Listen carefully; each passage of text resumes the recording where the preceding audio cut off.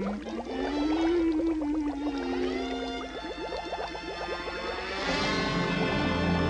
Dr. Jekyll, a duck. Calling Dr. Jekyll, a duck. Calling Dr. Hey, jerk! Yes? Duck!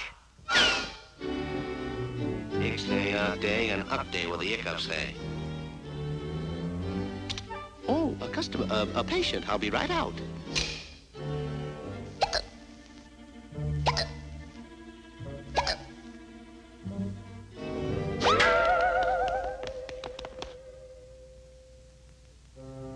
Put him up, I'll suck you in a puss. I'll swallow a dog, I'll sick up your mess. Sick up.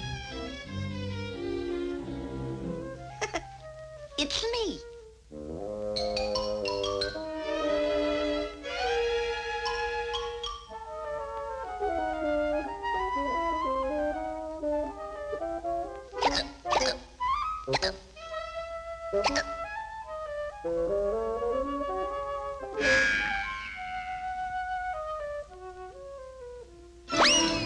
Hey, what's your big idea? Hey, you can't do this to me, I tell you.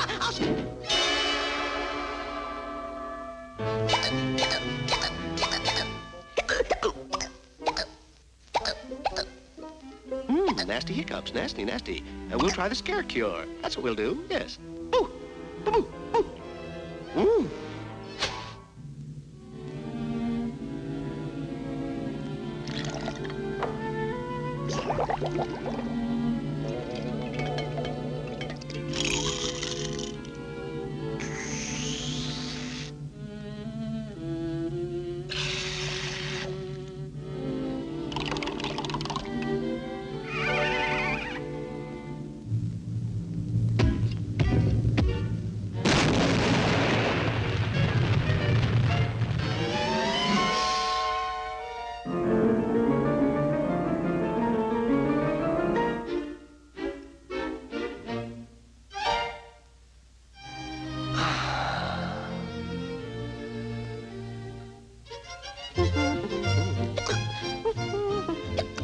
Hey, where'd the little guy go, chum?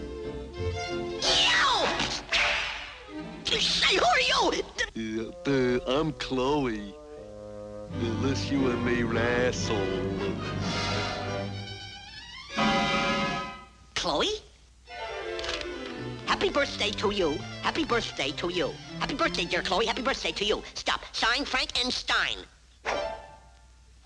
That'll be 36 cents, please.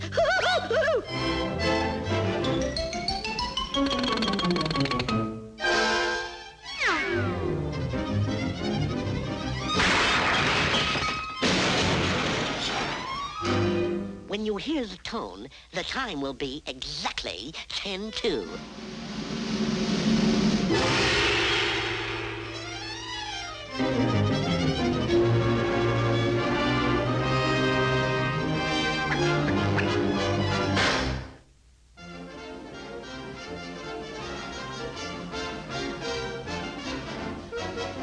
Now you're cooking with gas. That sounds me. Oh, jump a jive.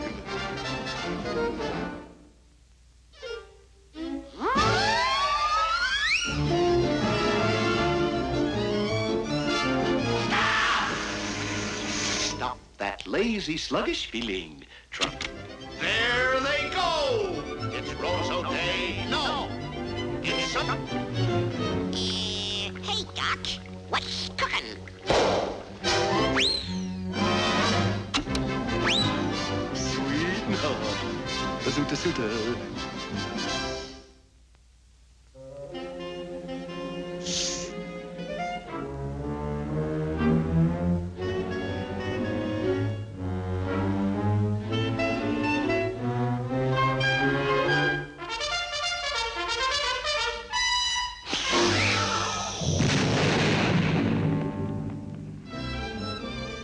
Yeah, Snooky Wookums. Now I guess you'll behave. Uh-huh. You don't know me very well, do we? You don't know me very well, do we? Oh, you broke my little head! Oh, you broke my little spine! Oh!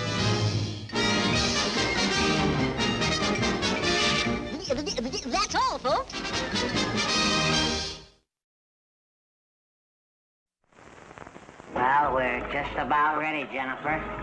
You might be ready, Julius, but if I were you, I'd think about it.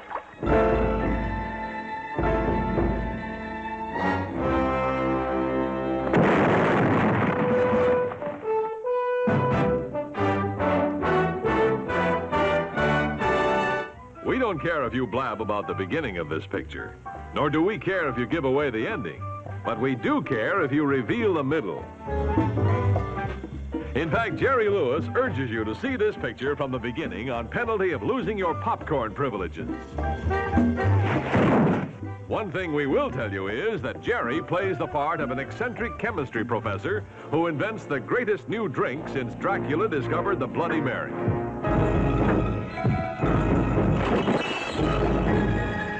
One sip and he turns into, that would be telling. And even those who know aren't telling.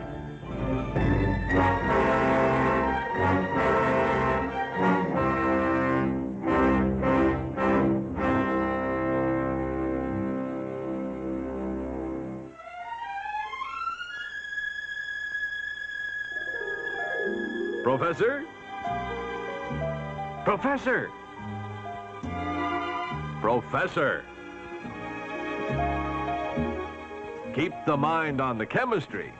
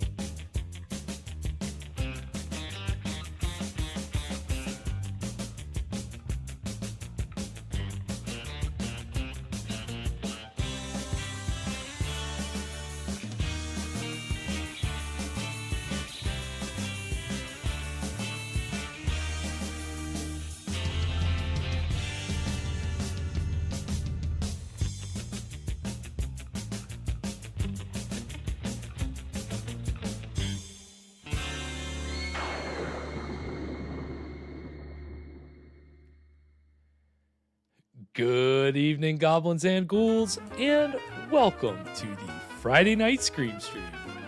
I'm your host, Spakenstein, joined as always by my very good friend, Mr. Evan Sink. Good evening, everybody. How we doing tonight, Evan? We are great. It is finally Friday. I'm feeling great. I took a nap right before I came over here, and boy, howdy, did I need it. Do you feel refreshed? I mean, yeah, I do. I feel like a new man. Woke up. It was one of those good ones where like you wake up covered in sweat and are like, what day is it? Oh yeah, it's a naps. great nap. Yeah, I sweated out. I just sweated out the whole week. Wow, there you go. And look at him. And look, does he look refreshed? He's looking good, feeling good. And here we are back in the house for episode 2 of season 13. We're, season 13. What a lucky number. We had some pretty good luck last week with the film. So excited for tonight, and thanks everybody for being here. Kathy, hope y'all are doing well. William, Jello. Happy Friday to everybody. Happy almost St. Patrick's Day. Ooh, that's right. Okay, It's what, Monday? We'll miss it. I was gonna say I'm really not keeping up with it. I have no clue. Well, to celebrate, we're gonna drive the snakes out of YouTube. We're gonna do it, and you better look out because we're not gonna do it nicely either. Mm-hmm. No, we're we don't have a snake movie tonight. It's too bad. Well, it depends on what not definition isn't the word. In what meaning are you using? In what sense are you using the word snake? Right? Okay. Because it could be perfectly apt for the title character of tonight's film. But before we get into that, again, last week we kicked off the season pretty hot with Night of the Living Dead, which a lot of fun, and as you guys know, one of my favorite all-time movies. So it was just like a huge thing to like do here, like a big milestone. How does it feel, Garrett? Does it feel cathartic to be on the other side of that? It does, but I feel like I could just show it again and again and again and again. Okay, we're just gonna do it again. Yeah, that's what the description said, right? Right. Well, yeah, exactly. Well, and I guess I can do this now because I do need this box set for tonight's movie, but I won't get into it yet. But last week I said I couldn't show you the back of the box because there's a spoiler on it. Yeah. So yeah, we finally. If you haven't seen Night of the Living Dead, you don't want to see the spoiler. Don't look. But I'm gonna show you guys because this is the crazy thing about the box of this movie is why would you put this on the back? This little picture, which you can see, is one of the stills of the main character. That's the very end. Yeah, right. That's the ending of the movie. That's Ben's dead, and that's Huh. Yeah, it's kind of a weird thing. No, and whatever. They didn't put ghouls on it. Right? No, they didn't. And I gotta say, like, I could go on Night of the Living Dead again, but I think just. Last thing I forgot to mention last week, the reason it scared me so bad is because it says, don't watch it alone, right? That's the last sentence. And I think when I read that, I was like, oh, this is going to be good. And I didn't know how good, how scary. So. Did you watch it alone? No, like that's the thing. The first time I watched it, I was watching it with my siblings. Oh, Kathy had a good idea. What's your annual birthday? Oh yeah, that's a good. I like it, Kathy. It's definitely gonna be in the cards again at some point. I'm sure it's gonna be like on many Saturdays. Yeah. And again, the fact we can show it live, it will be good. Did you show it last Saturday? I did not end up showing it last Saturday. We did a She Creature triple feature. That's what we had this past Saturday, which it was a lot of fun. And I don't know what I'm doing for tomorrow. I haven't made it up yet. So maybe Night of the Living Dead will pop in there. So if you didn't get enough, don't worry. Got any more doctors and misters? Well, we certainly do because tonight, again, I said I would need this box set. We're finishing it off tonight because we've seen this box set. So we've seen Night of the Living Dead, obviously, Little Shop of Horrors, The Terror, Phantom of the Opera. And now we're getting to. Wait, was that a spoiler? No, not a spoiler. Not a spoiler. It's just the guys sitting around. The bros. It's just the bros hanging out. Okay. No spoilers for this one. Does the back of that box say it's okay to watch this alone? What does it say? It does call it, and so that's the thing. I'll go ahead and tell you, I've never made it all the way through this movie. Obviously, because when I got this box set, I was like 6, so I think that was the first time I watched it. But I've always had this impression that still considered one of the finest film versions of Robert Louis Stevenson's story. So take that for what it is, but take it with a grain of salt. But yeah, I mean, this was another one that I watched at an early age, and yeah, it's the classic story, as Evan pointed out. Before we got in tonight, we haven't had a Jekyll and Hyde story before. Yeah, we've covered a lot of ground. We've met a lot of monsters. We've not done a Jekyll and Hyde. No, we haven't. It's again, this is considered a pretty solid one by all accounts. What does the box say about it? I'm a little curious. I mean, we're past Night of the Living Dead. I'm a little curious what the box had to say about that. But what does your box set promise for tonight's film? Well, again, it's one of the finest versions of the story. Okay. But it's Talking about the lead actor, who is John Barrymore of the famous Barrymore family, which we'll talk about tonight. You may know Drew Barrymore. You may know William Blythe. Yeah. We'll get into it tonight. It's fun. The Barrymores are an interesting acting dynasty. So we're talking about that tonight. And, obviously the many adaptations of this story, some better than others. Obviously, a lot of it hinges on the title characters, Right. Because, you got to be Jekyll and you got to be Hyde. It's one guy, you got to be both. You got to be the Doctor, but you also got to be the Mister, which Monster. Speaking of, Evans was bringing us a little bit of cure for what ails us, as he always does on Fridays, by pairing a delicious cocktail with the evening's film and a little segment which he calls What were you drinking? And what are we going to be drinking tonight, Evan? Oh yeah, we've got a prescription for you tonight. Tonight's drink is called the Dr. Mister. And this is one of those that I came up with, like, the title came first, and then I had to figure out, okay, what is this actually gonna be? Yeah. It was okay. It was one of those. One so of those. My thought was like, what can I find that exemplifies Doctor, and what can I find that exemplifies Mister? And we'll just mix those two together. So the Doctor part, I thought that was kind of a no-brainer. Yeah. I thought, let's just do Dr. Pepper. That's easy. Easy, boom, That's there easy. it is. We got a cola cocktail. And I want y'all's opinion on the Mister. So what I came up with was gin with lime. Maybe that's just, I was thinking about Mr. Bond or something. Yeah.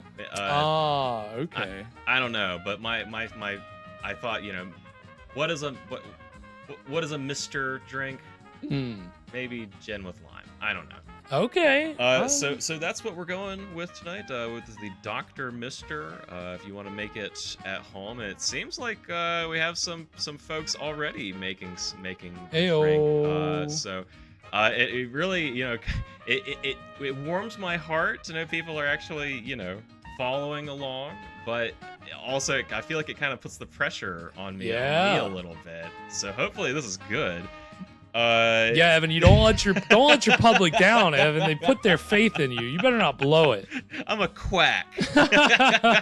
Don't listen to him. He knows absolutely nothing about cocktails. He's only been making them for 3 years. All right, so we've got our gin and lime juice. We're gonna pour this up. Oh, gotta love the jazz. This music is jazzing all over the place. So yeah, I'm excited for this one. It's simple, like as we've done 3 years of it. Evan's done over 100 cocktails. So you get some that are super complex, and you get some that are just, like 2 or 3, ingredients. And it's usually even the ones with the simplest ingredients kind of take you by surprise how delicious. I appreciate the simple ones. If for no other reason, it's easier on me. Right. Oh, well, I will say it looks delicious. So I went kind of light on the cola. So if you want an extra splash, let me know. But I definitely want to get that gin and that fresh lime. Man, I love fresh lime. Who doesn't? So here we go. This is the Dr. Mister. Cheers. Cheers.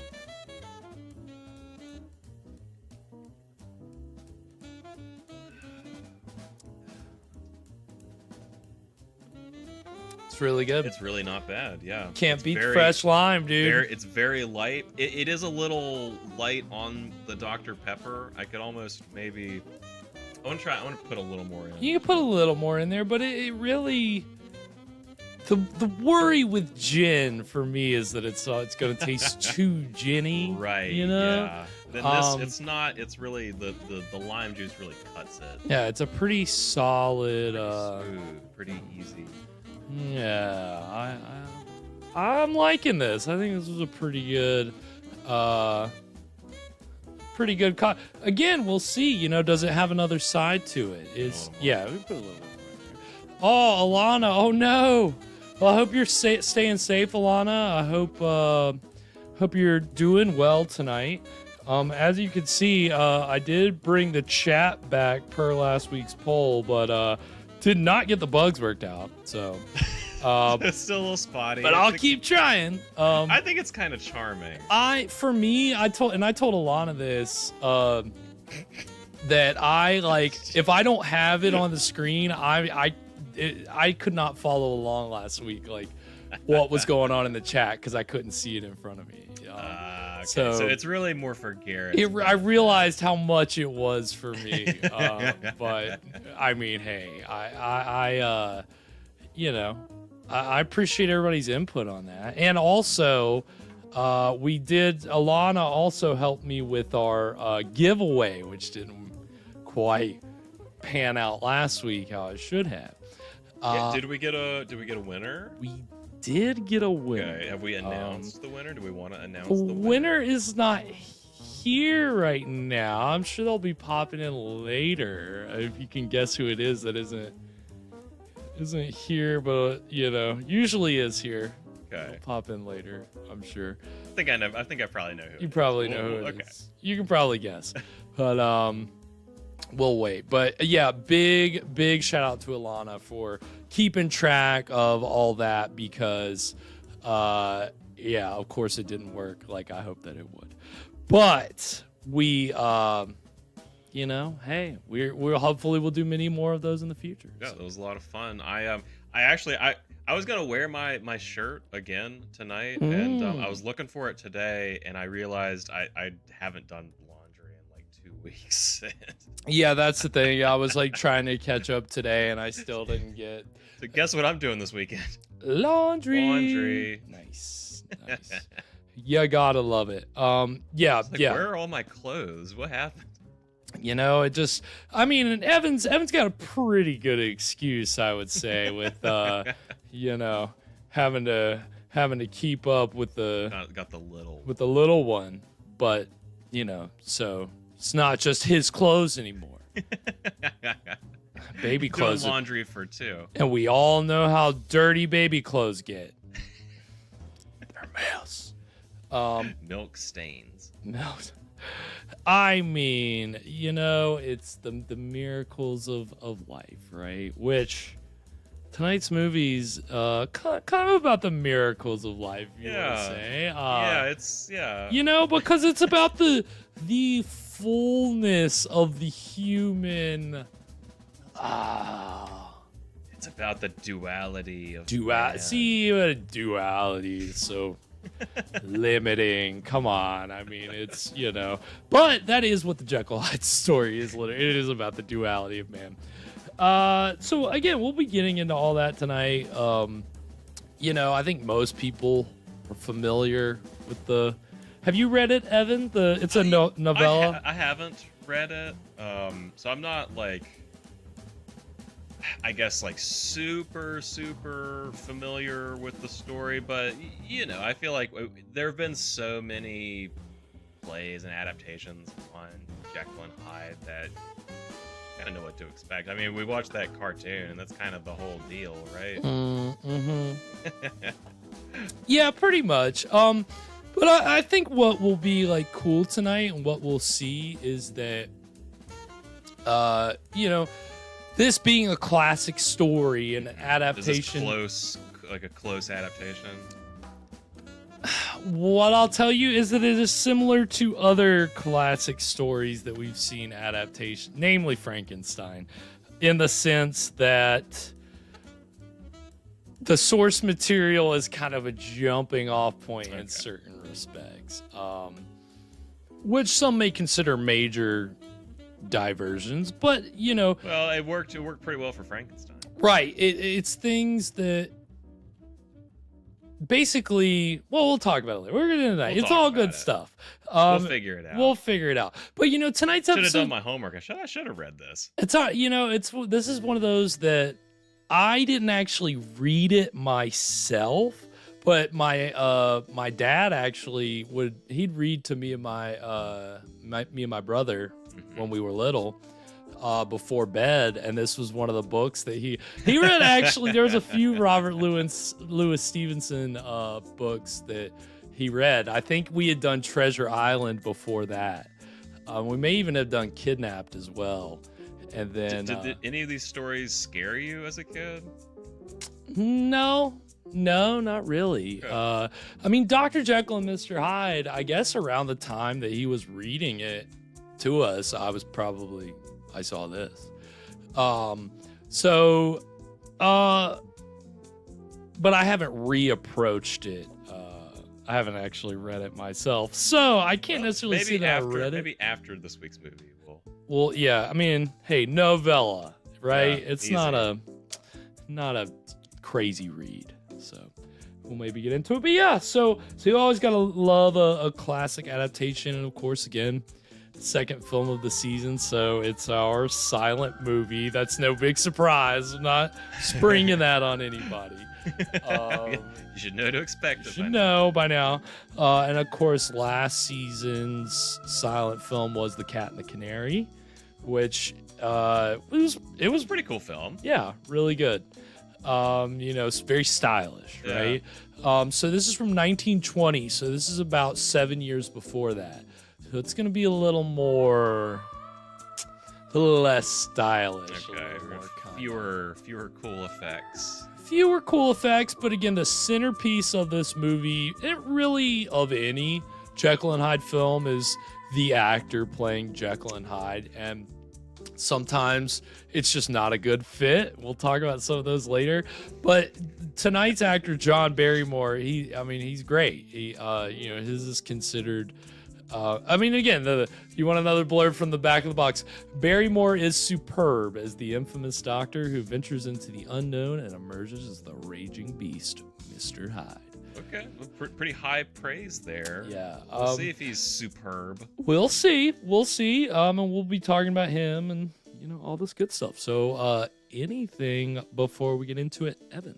So, speaking of jumping off points, here's an idea for an adaptation. What if it was just Mr. Jekyll, and then when he becomes the monster, he becomes the doctor, becomes Dr. Hyde? Evan, wouldn't you believe that's been done? Really? Okay. I don't think quite like that, but there are stories that have kind of... They play with the reversing the roles or changing things around and trying to come up with the variations on the story. Okay. Well, next I'm gonna do a horror remake of Flowers for Algernon. Oh, okay.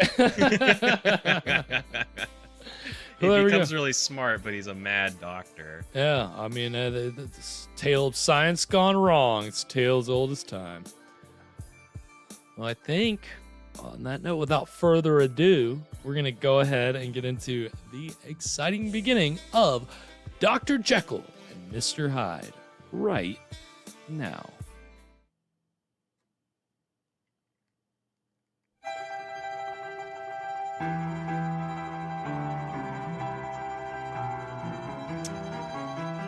And script was written by a female screenwriter, so it's kind of rare. What year was this again? 1920. Oh yes. Yep, you gotta get the obligatory. What we want most to be, we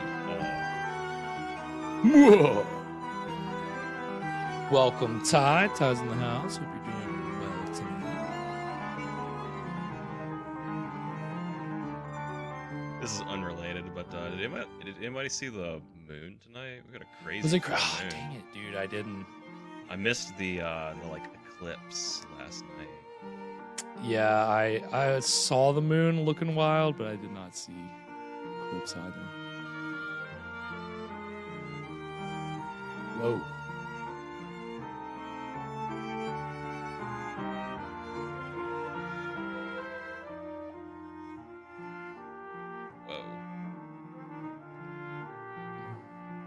I do love these old silent movie intertitles where they put the actor's name in there at the beginning. That is fun.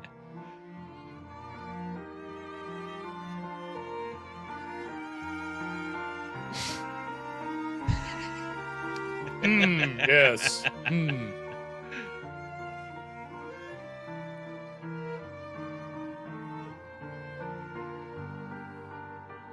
gonna put these bugs in a man.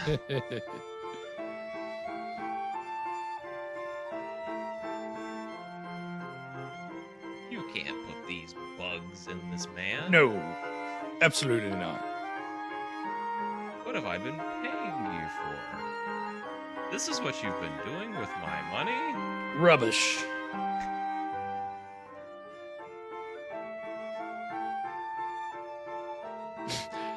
I don't understand why you want me to look through it. I don't understand any of this. I don't even believe in microscopes. They're gone.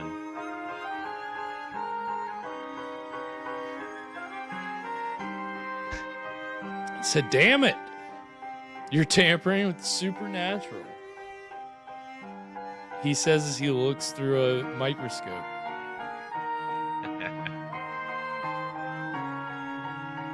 Do you think using a microscope is tampering with the supernatural? Apparently so.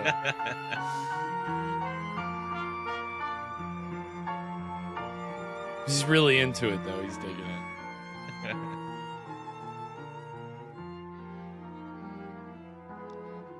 Ah, the clinic.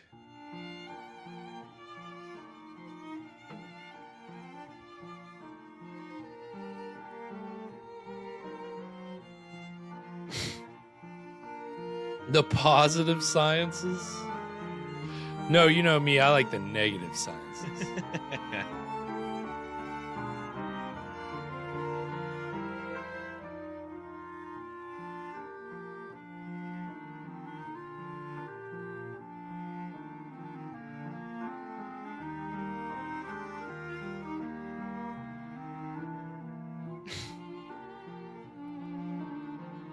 I feel like the one thing in all these adaptations is there's always like multiple doors to Jekyll's laboratory. It's like the only way that all this works. He has a back door that he can go in and out of.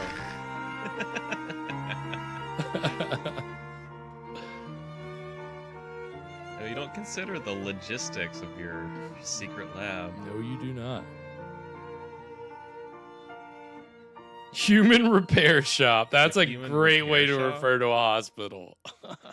Yeah, I need to bring this old puppy in. Yeah, it's got a bum knee that needs replacing. How much's that gonna run me? It sounds like one of those like bad translations you get like from foreign films. Human repair shop. Yeah. Bad translation book.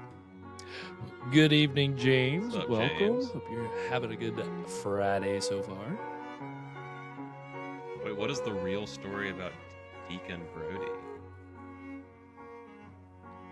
Yeah, that sounds tantalizing, Alana.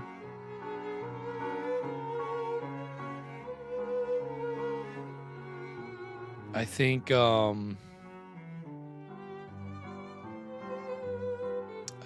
think it's got something to do with Robert Louis Stevenson.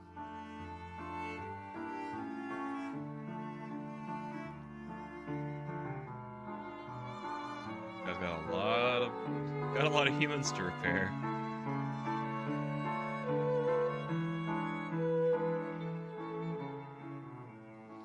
So this is like kind of one of the aspects of the adaptations that isn't in the novella is like him running a clinic and helping the poor and like Dr. Jekyll being this like super virtuous, kindly. Like the stage and screen adaptations really tried to make it more stark in terms of Dr. Jekyll being really good and Mr. Hyde being like pure evil.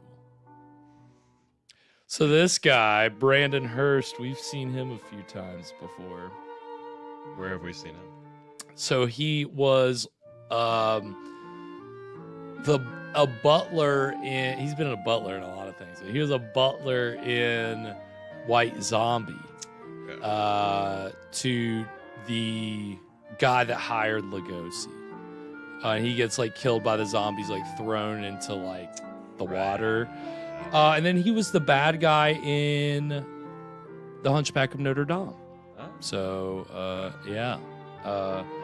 And he's been in some Universal horror movies. Oh, and House of Mystery from 1934, which is an old dark house film that you probably don't remember, but we watched like a year and a half ago, a year and a quarter ago. That sounds vaguely familiar. It was the one where like they had stolen a jewel from India, and then there was like a gorilla in the mix. Yeah. Okay. And he was like the This is Indian, the title, like really. the Indian priest that they take the jewel from. Yeah, it feels like a film I do remember, and I should remember that. The title maybe doesn't express how some of the things.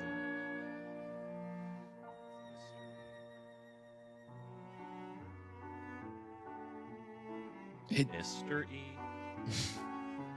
It does feel like this print has been culled together from like a few places, a few different sources, like, which I mean, again, that's just kind of what the case with silent movies, you know. They get cut down and stuff gets lost.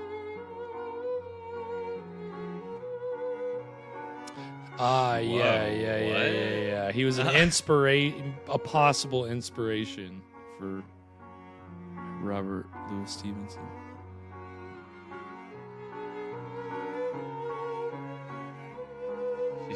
You'd never suspect.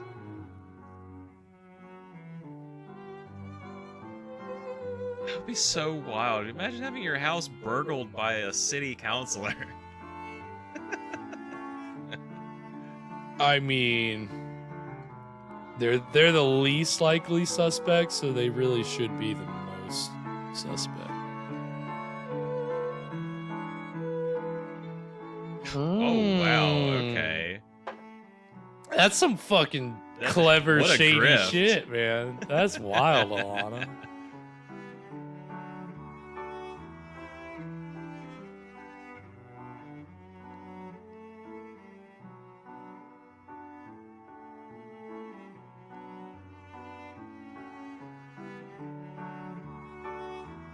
Why did kids back in this time look just so fucking creepy, man? So frail. Frail eyes, looking like they're made of glass. Just fraught with tuberculosis and polio. Malnourished. Malnourished is probably the more likely. Oh, shouldn't be laughing, but I mean, we've come so far. Haven't we? I mean, this is over 100 years, shot over 100 years ago. So, hey, this is educational. This is what this is.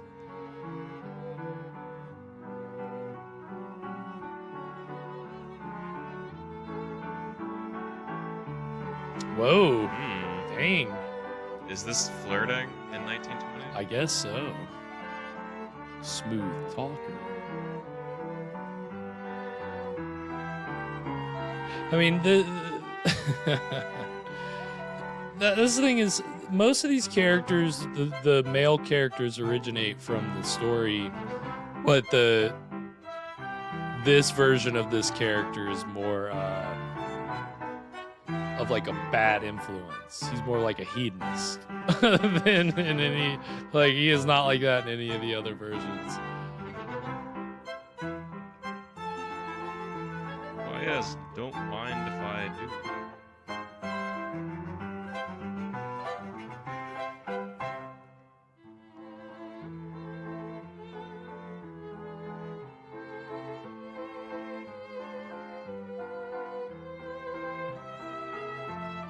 Oh, dang.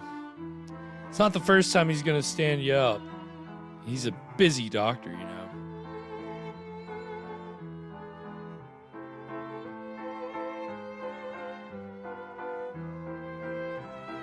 He cares more about the sick than he cares about me.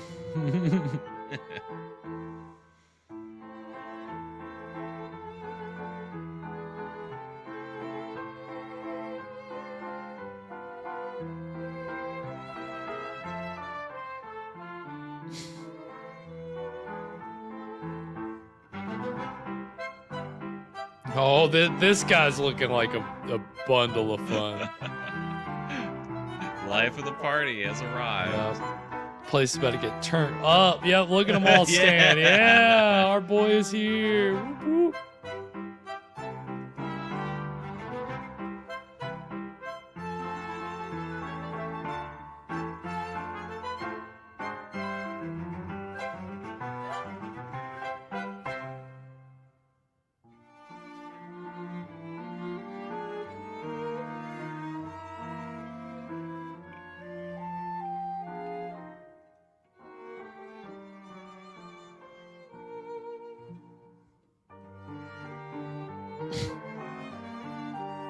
God, you got enough? 3 drinks? I couldn't decide.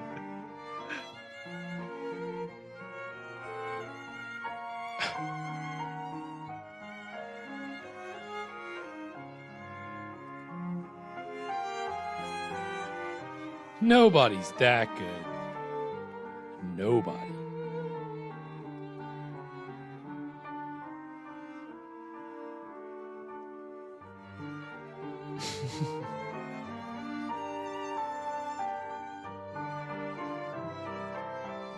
We don't agree on anything, but I like the guy.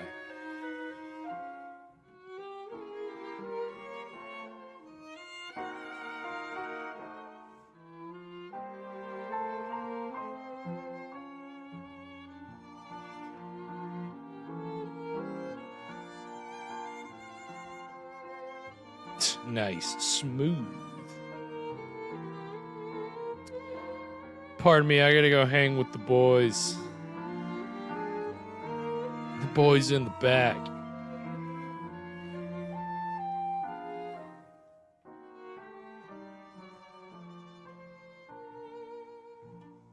Heard you guys talking shit about me. My ears was burning.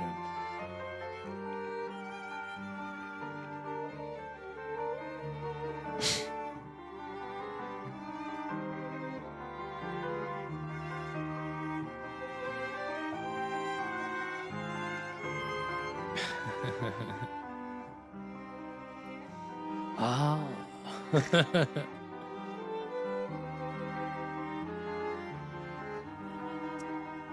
Don't get all philosophical on me, damn it.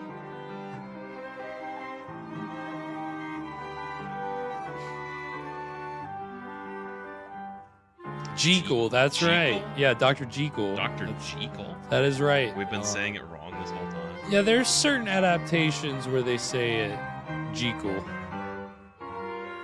Trying to think, maybe in Abbott and Costello meet Dr. Jekyll and Mr. Hyde. They say Dr. JEKYLL. But Can you say the title of that film one more time? No, I refuse. It's a long time. It really, because Dr. Jekyll and Mr. Hyde is already a long enough time. Here, throwing Abbott and Costello in it's too much.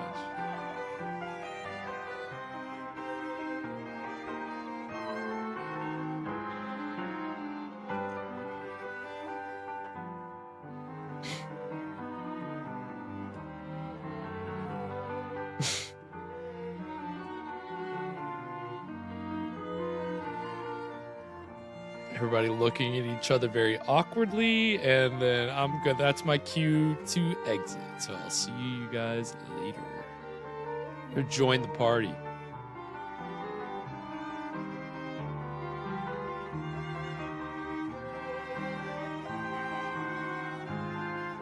Chilling. I'm tired of them bullshitting back there. I figured I'd come over here and see what y'all are up to. So what is this, some kind of piano?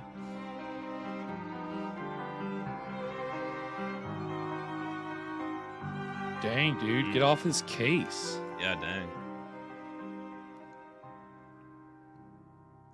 This guy helps people too much. Uh-oh. We're going to the music hall. You know, that can't be good. Well, we got a little pink. We did, yeah. Ooh. This movie's in color.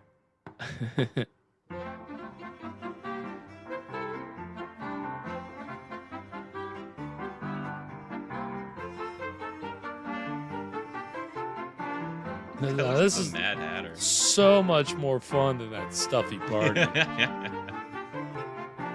Your face. That's a good way. Spell it how it would sound, right?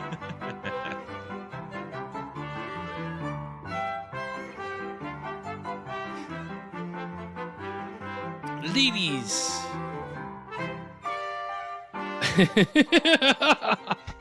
Give her your kind applause.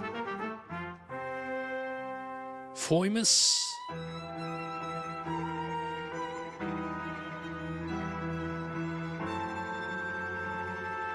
Are we peeping through a door? What are we doing? Gina. Huh.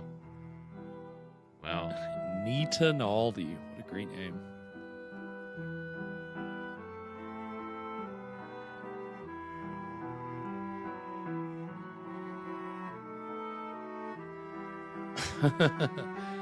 I'll show you how to really have some fun, JEKYLL.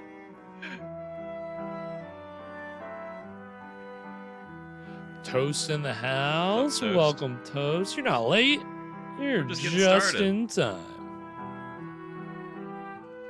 We're just walking into the music hall. Going out for a night on the town. Looks like the boys are back in town.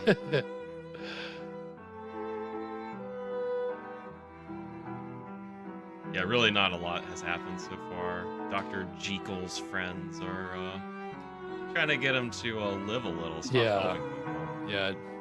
You gotta just chill out sometimes, bro. You can't work so hard. You gotta let off some steam.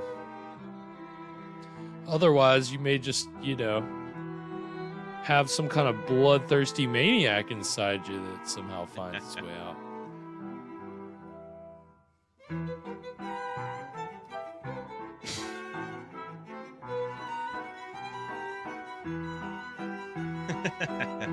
They get their own private box. To the Charleston.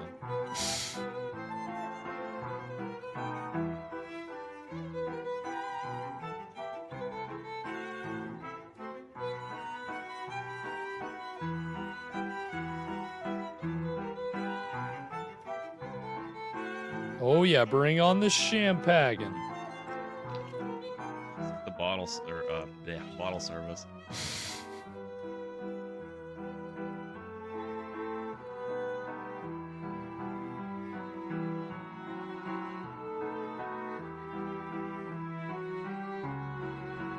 He doesn't look like he's enjoying himself. He's leering a little too hard.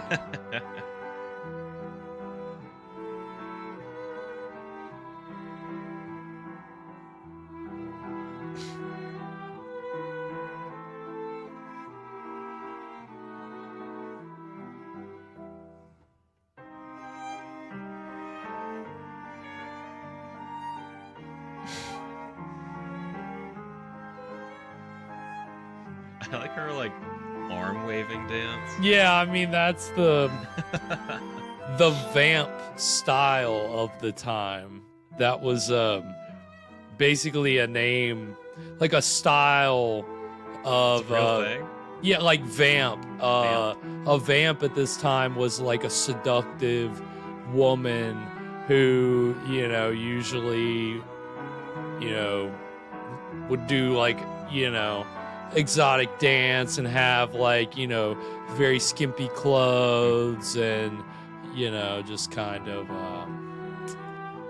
you know, nothing to do with an actual vampire, more like a, what later would be like a femme fatale, but you know, they all kind of had a similar type of like, you know, dark makeup around the eyes and, you know, again, skimpy clothes and seductive dancing. You know. Yeah, some of that. Some of that, yeah.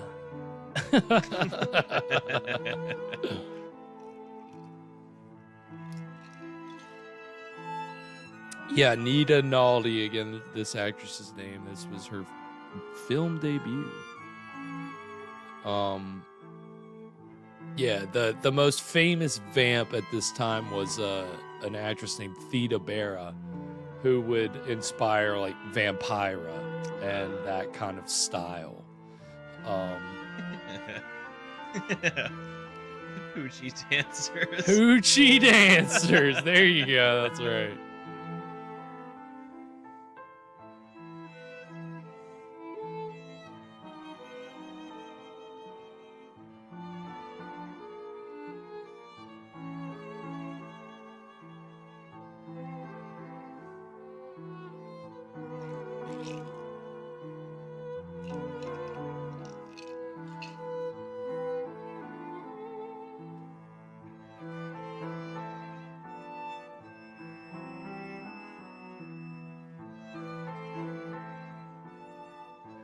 Ooh.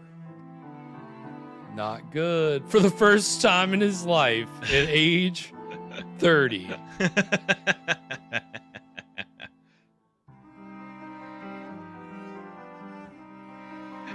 He didn't know about women until then.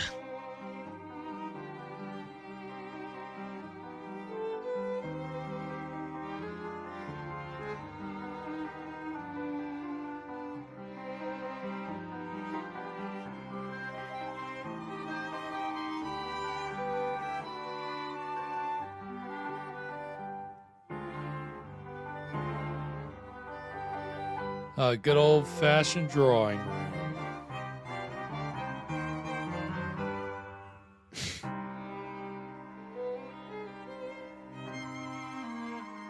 I feel like these silent films always have such wide rooms. Like it's like they're taking up the entire like space of the stage. Right. Or something. Yeah. I mean, they're.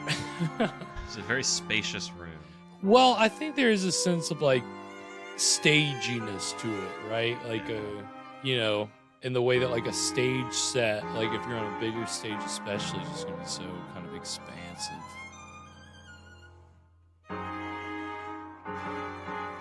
Yeah, True, the ceiling it's a very bookshelf. very That's nice bookshelf. make you jealous, Evan.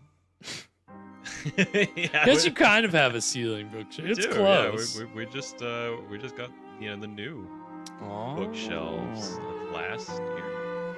Means more books.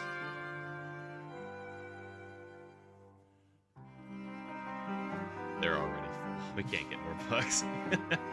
We need more bookshelves.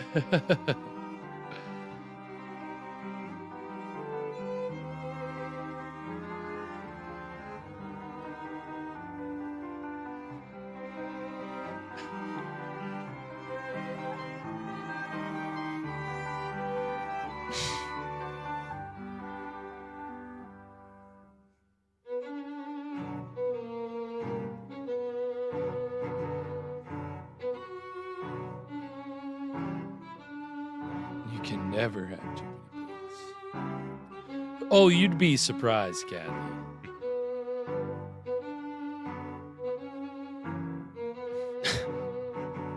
Yeah, I agree, Kathy. I'd love to just like live in a library.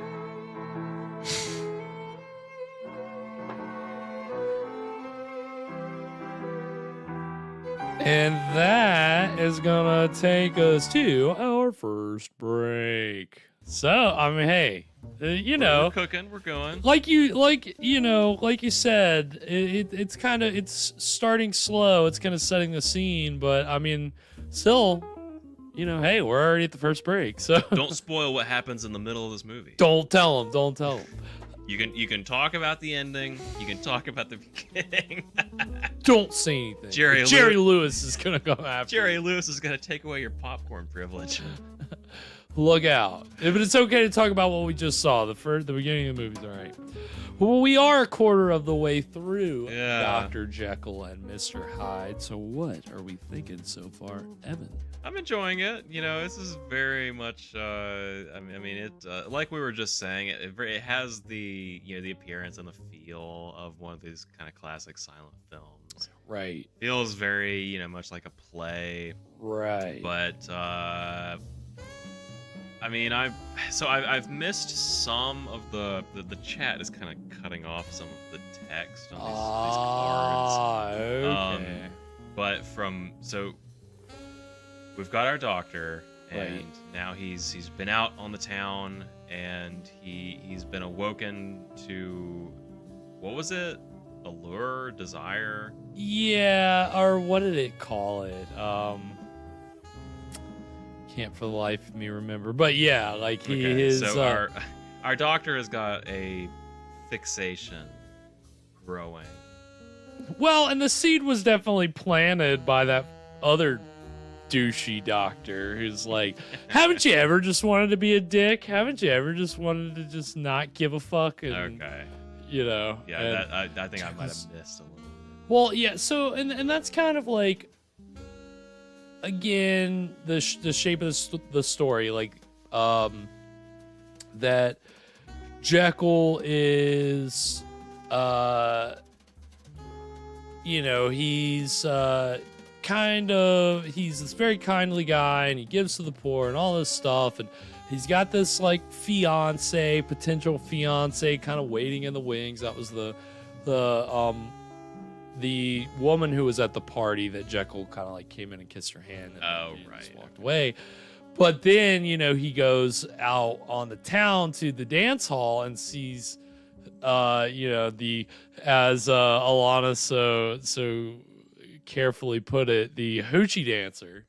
And then he was just like, oh shit, I never considered this, I never considered immoral living. What? I'm shocked. Hey, here's to feeling good all the time. You mean I could feel good all the time? Yeah, I mean that is kind of like Jekyll's whole thing here, which is pretty funny. Is this story just like an allegory for the evil of like alcohol, like vice? It's funny because that is like a topic of debate among people is what is this about, And I kind of want to like save the conversation for a little bit later because we still haven't gotten the transformation into Hyde yet, and so I think once we get some Hyde scenes, we can get a little bit more of like who named the monster? What? Why is his name Hyde? That's a great question, Evan. Is that what he calls himself?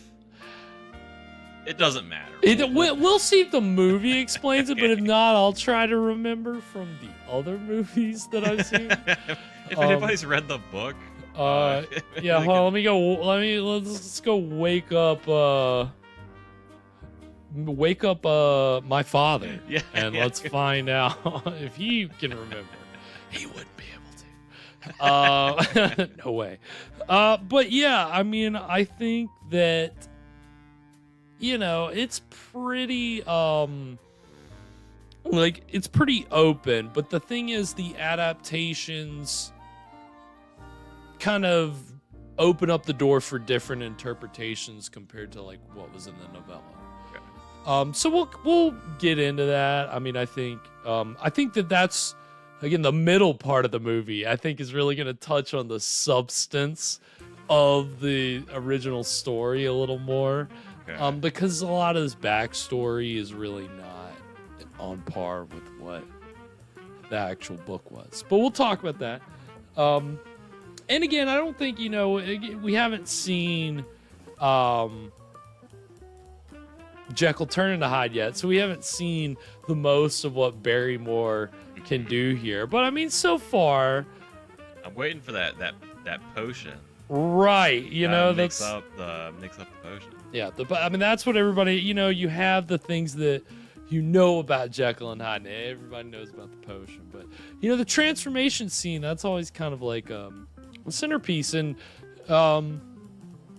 you know, John Barrymore, this was kind of at a point in his career where he's just starting to kind of like really get a big reputation. And this movie, even though it was released by Paramount and produced by what would, you know, kind of just be lumped into Paramount later, this is actually shot in New York.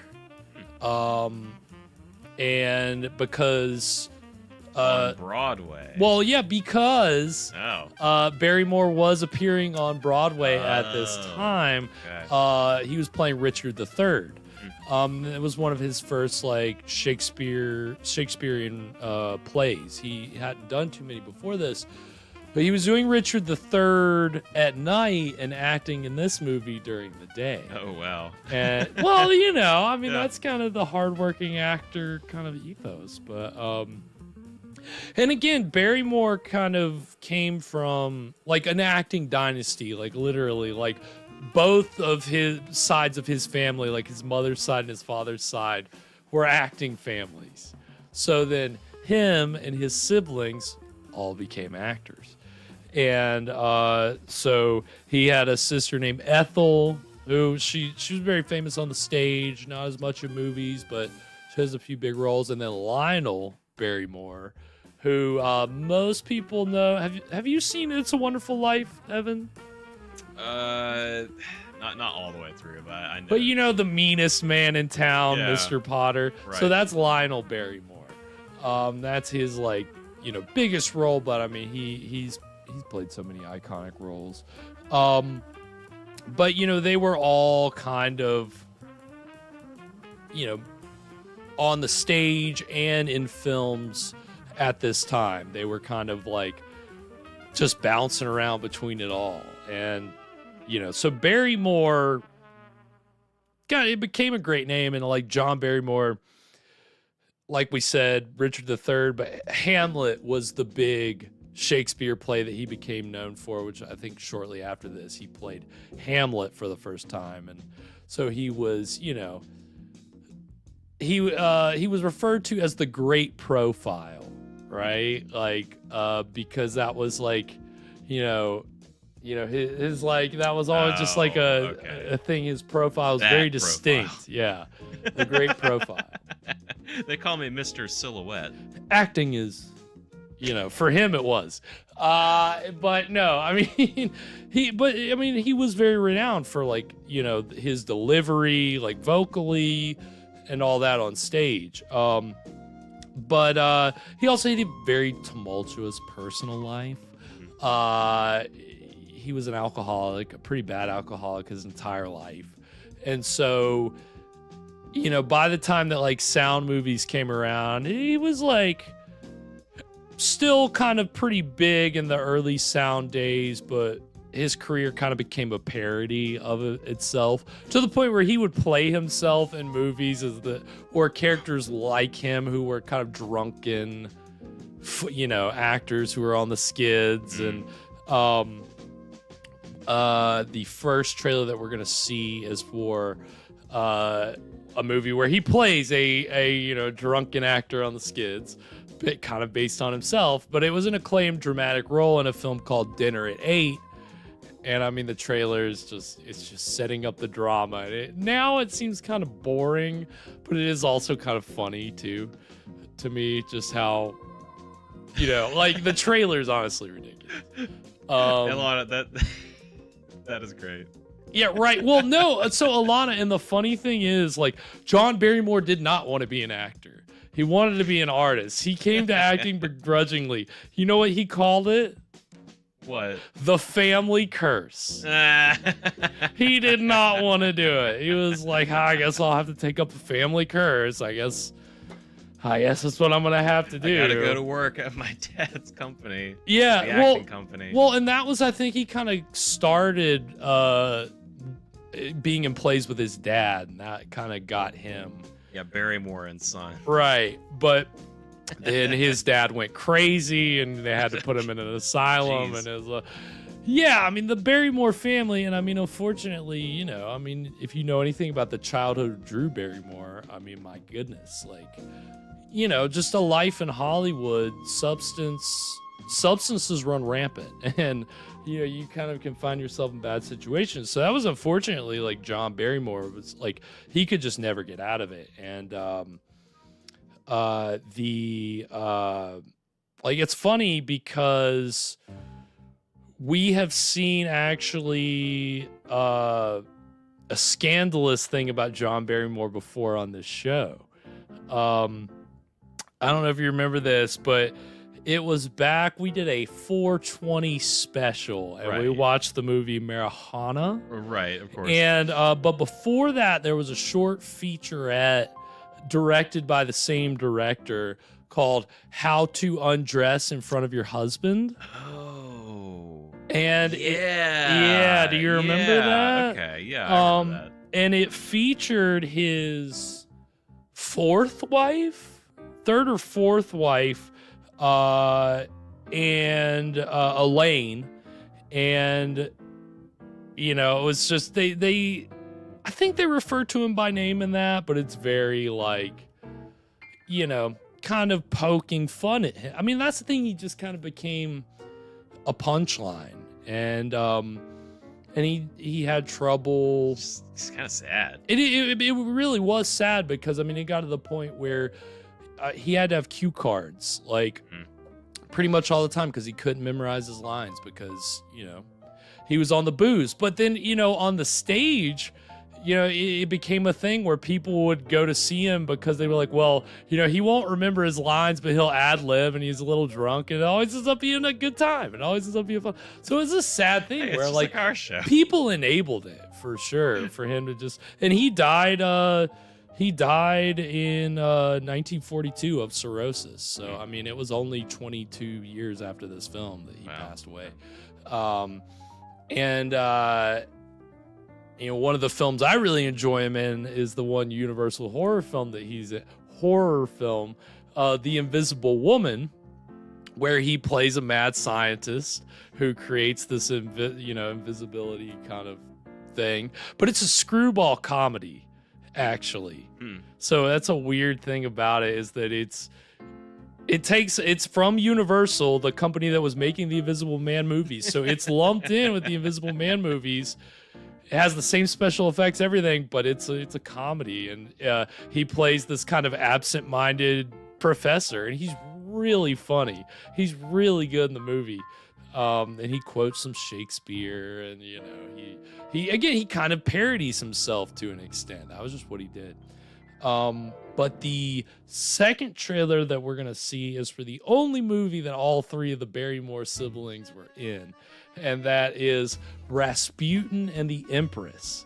And it's kind of sad that John doesn't play Rasputin. Lionel plays Rasputin. Lionel does okay, but like the year before this, John played Svengali in a movie which is public domain. So we'll see John in a sound film, which is I saw a clip from it today. Couldn't find a trailer, but I saw a clip. It's very expressionistic, and there's a lot of camera movement. It's like, oh my God, I hope this movie is as good as this one clip is, because we're gonna have fun with it. But he's a pretty wild looking Svengali, so you know, I think he would have been a good Rasputin. But either way, you know, who doesn't love a good Rasputin story, you know? So it's and the trailer obviously does up a big deal of all the Barrymores together, you know, for the first time, and the movie's okay. I actually saw it. It was on TV last week on TCM. I caught it, and I ended up sitting and watching the whole thing. I didn't plan on it. It's just like, fine. Let's see if this is actually any good. And it was fine. Lionel wasn't great, you know. He was fine, you know, but was there a magic potion in that one?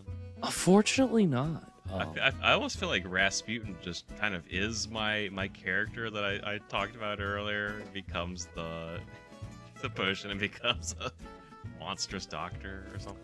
Yeah, I mean, you know, you gotta love the like mystery around Rasputin, right?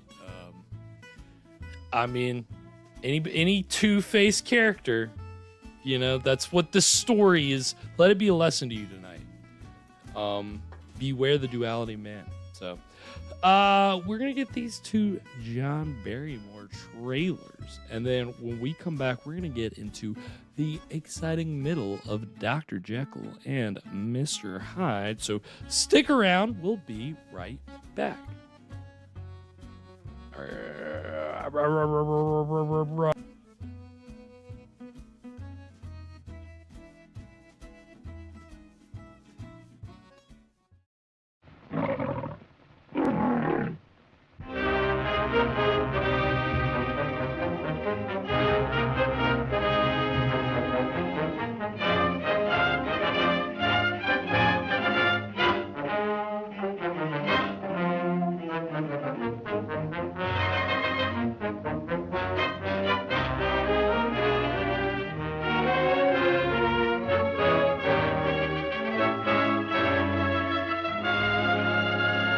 I was very fond of you, Oliver. I was very much in love with you, Carlotta. You were the most entrancing creature in the world.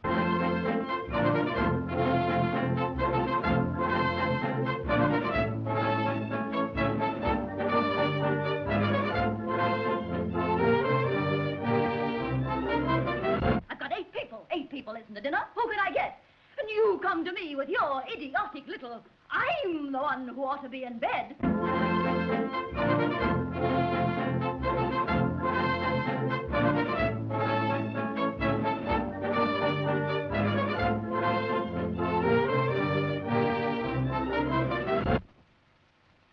Oh, darling, it's so awful not to be with you every minute.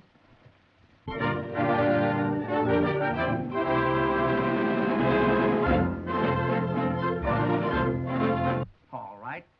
If you think I've been lying to you all the time, you're gonna get the truth now.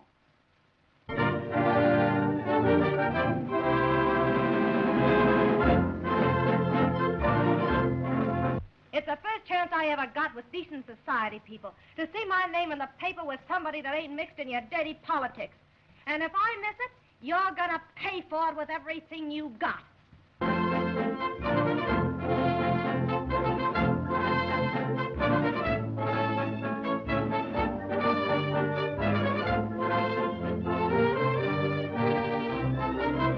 Oh, Wayne, darling.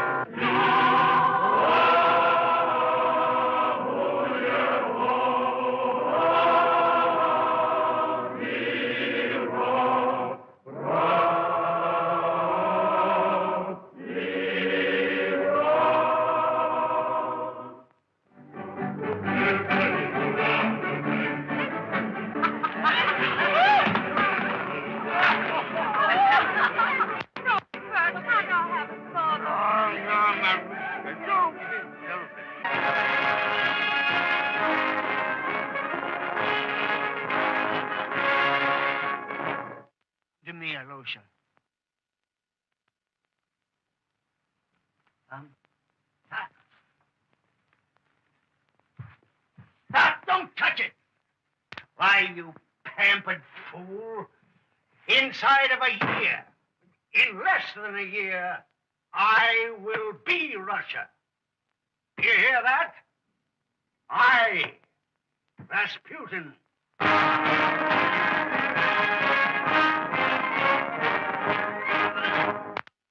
going to punish Paul, you and I.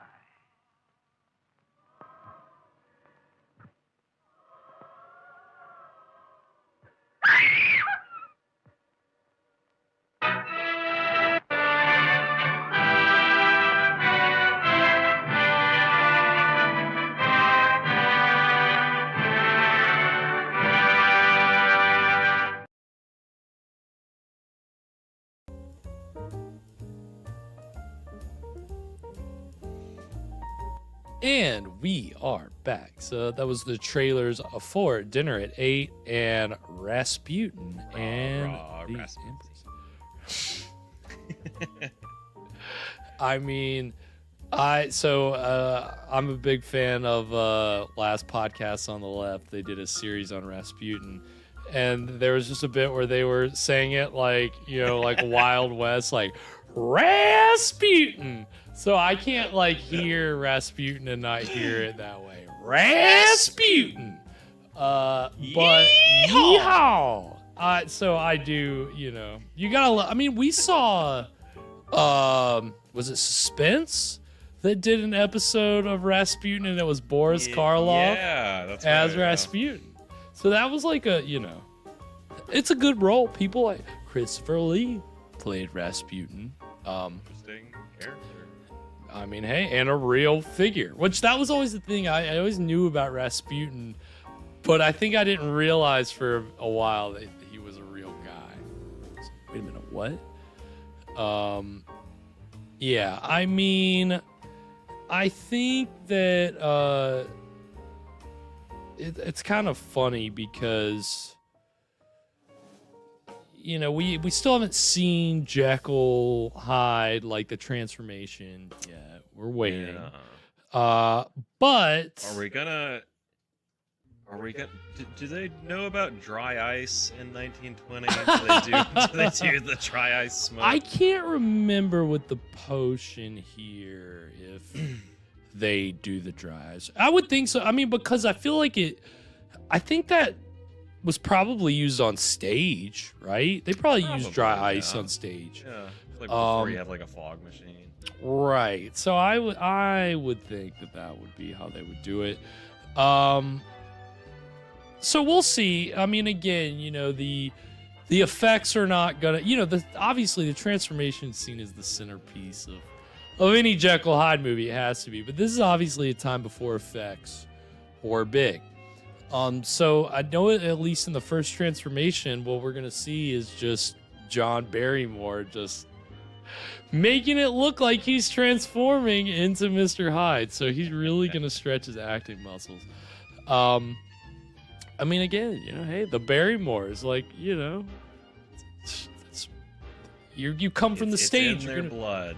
Right. I mean, well, and, you know, it's Drew Barrymore. And there's, you know, John Barrymore's son was John Barrymore. And then he had a son who he named John Barrymore, who Evan will know from Lasagna Cat. Oh yeah, that's the grandson of the Dr. Jekyll and Mr. Hyde that we're seeing tonight. So that's a fun little, very weird extended short. You can't even call it a short. But if you're a Garfield fan out there and you want to get really granular on the nuances of Garfield, go check out Lasagna Cat. Yeah, if you want to listen to an hour of philosophy about a 3-panel comic strip from 1978. All delivered by John Barrymore's grandson. Way more effective than you would ever imagine that it would be. It's riveting. So yeah, we're gonna see some real acting chops stretched here shortly. But I mean, yeah. Anything else before we get into the exciting middle of the movie, Evan. Now, where could my pipe be? Where did On that note, we're going to go ahead and get to the exciting middle of Dr. Jekyll and Mr. Hyde right now.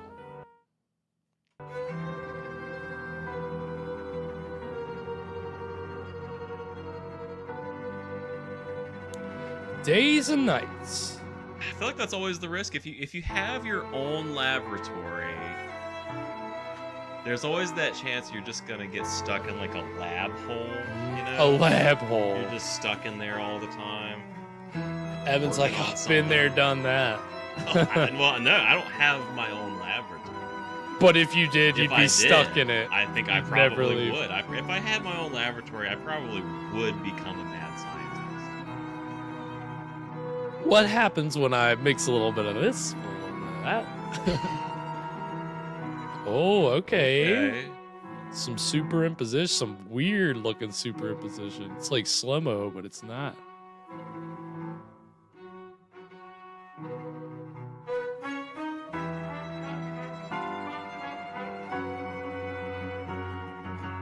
Is he gonna steal himself up? Oh yeah, you're right, Evan. No dry ice. Oh wow. Oh, that one hurt.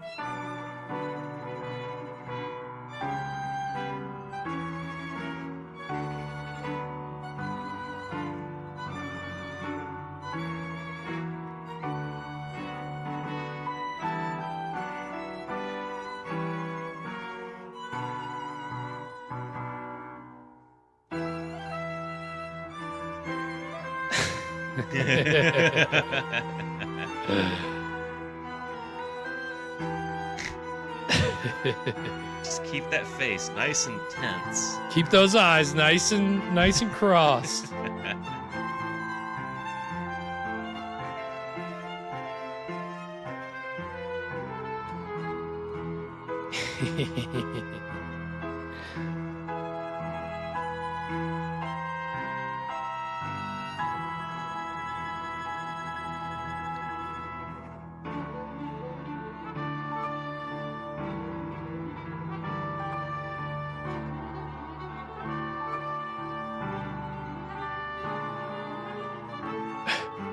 God, his hands look huge.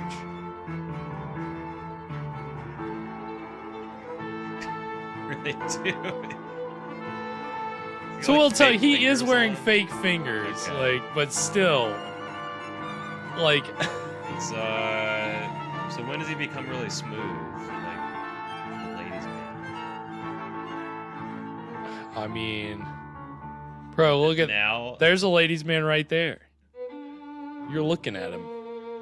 He's gonna get the girl. That is always like the weird thing about when he becomes Mr. Hyde. I mean, he basically terrifies and abuses women into relationships. That's kind of the Mr. Hyde MO. And now the question. I don't know.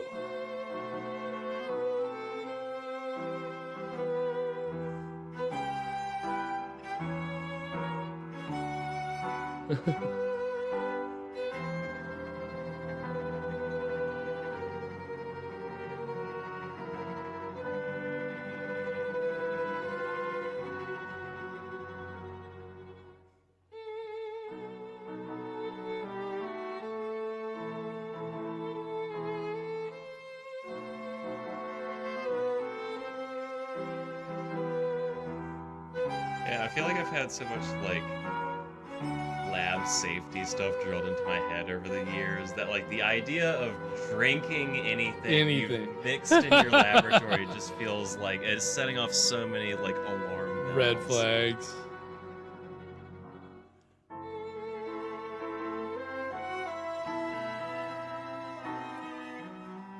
You're telling me you haven't tried a little bit of your own concoctions?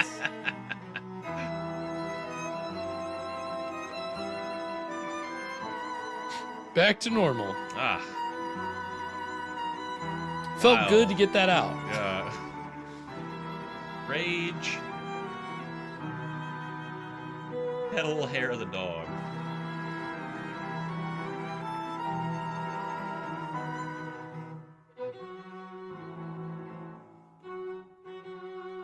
So the Jekyll and Hyde thing, it's not like a time-based thing. Like he has to drink that potion to go back to home. No. It seems to be pretty subjective. Just when does he want to take it? And it's always surprising to me that as Hyde, he would choose to go back. Yeah. But I guess you can always interpret it as the Jekyll that's still in there, like overpowering the Hyde enough to do the job.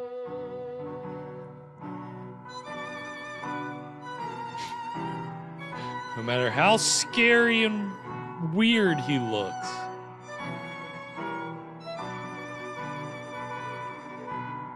I cannot imagine Alana. Yeah, there's the real horror story. Jeez.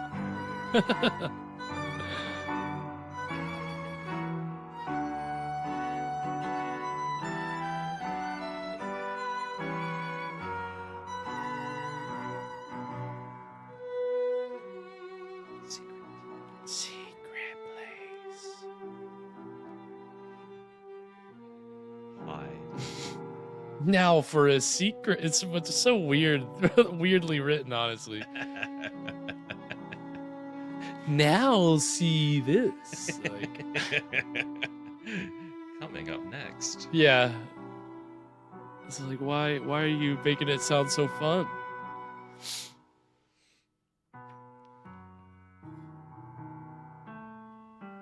That's a pretty wild looking set.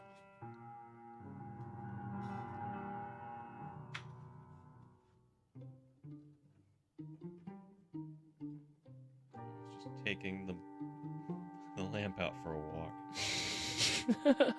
Thought it was a milk bottle at first. Ah, yes, the fluorescent cow's milk.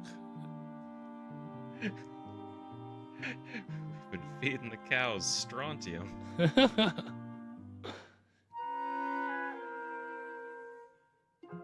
Feeding them that radium grass.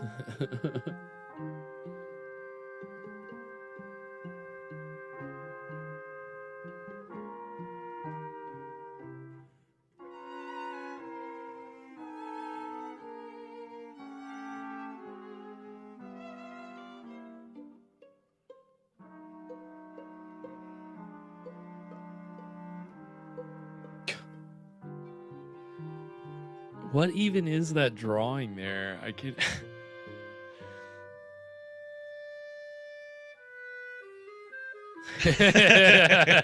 Wow. Nice. So Nice. devilish.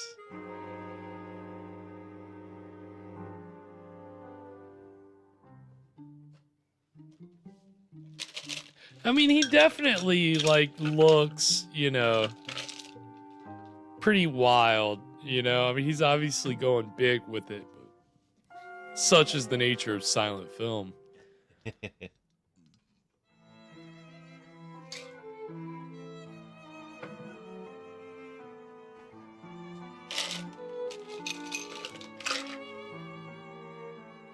He's clinking around over there. You wanna top up? For sure.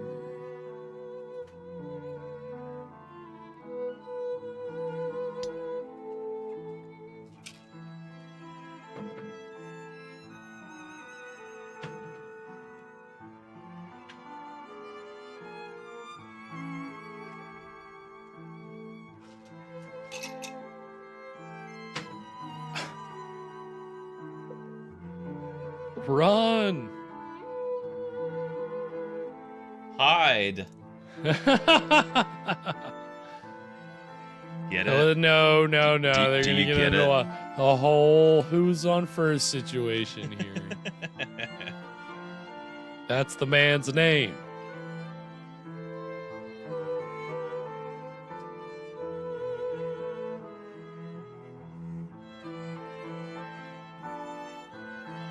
So I mean, this is like a common subplot in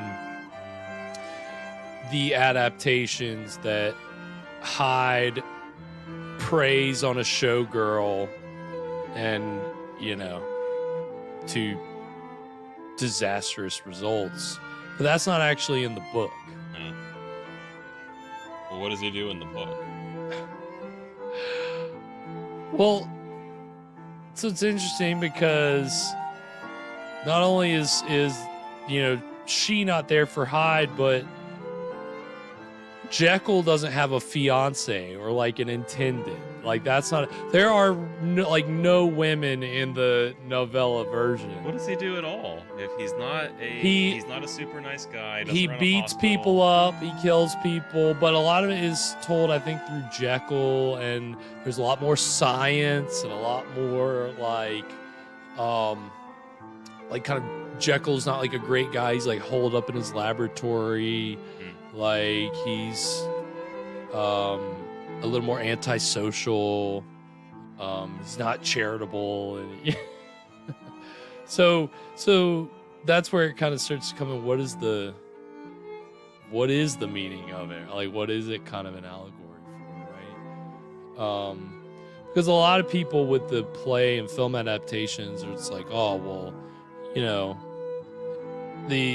by giving Jekyll and Hyde romances, it's always about giving kind of like a sexual kind of like undercurrent. But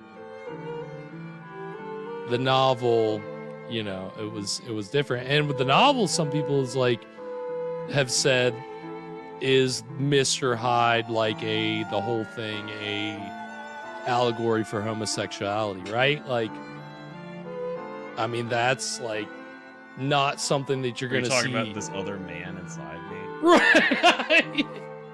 That's not something you're going to see in any of the film adaptations, right? They've got to make sure Jekyll and Hyde have women. It's got to be.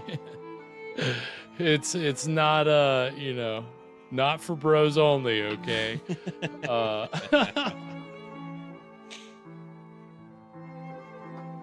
I mean, it is ridiculous the way that you know, the stage kind of it's got to play into tropes.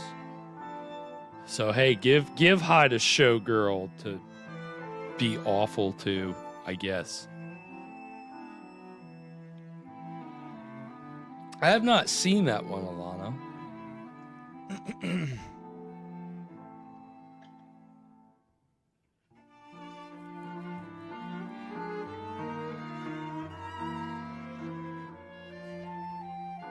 A simple plan. Sure. As if taking a potion to become the dark side of yourself is not already complicated.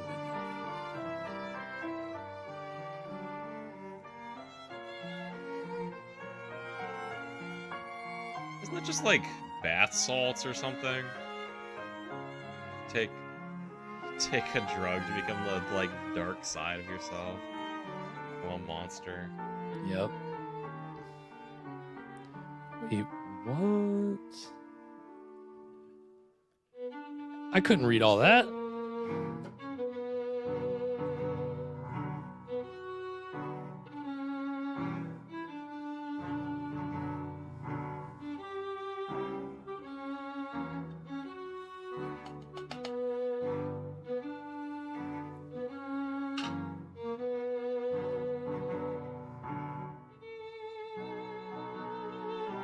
Leaving everything to Hyde. Jesus Christ.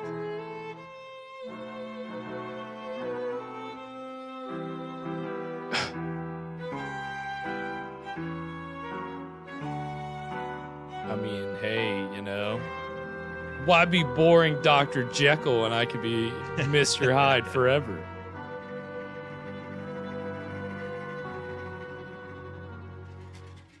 Yeah, so Millicent is the daughter of the dude that was convincing him to, you know, let loose.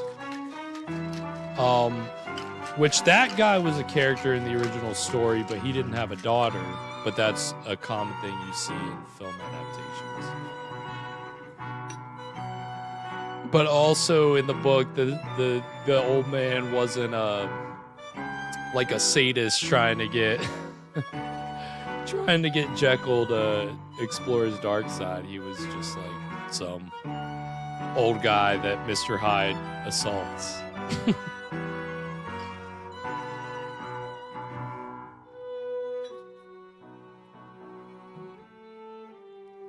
Sears in the house. Welcome, Sears. Which, if you didn't guess, at Sears, you were the winner of our giveaway last week.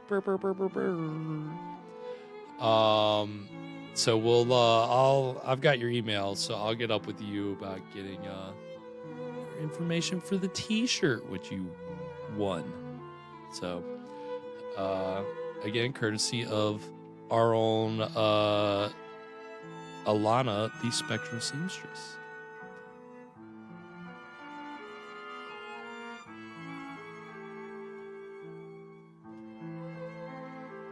Thank you, sir.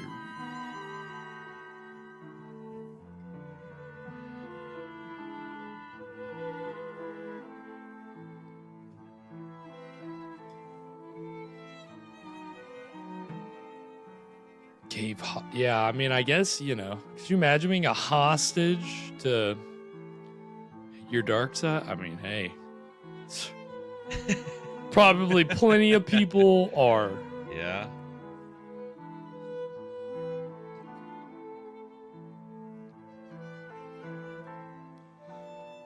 Michael's nice ears. Better hit up the art stores while they're still around. If Joann's Fabrics can go out of business. Is Michael's next? Could Michael's be next? Hope not.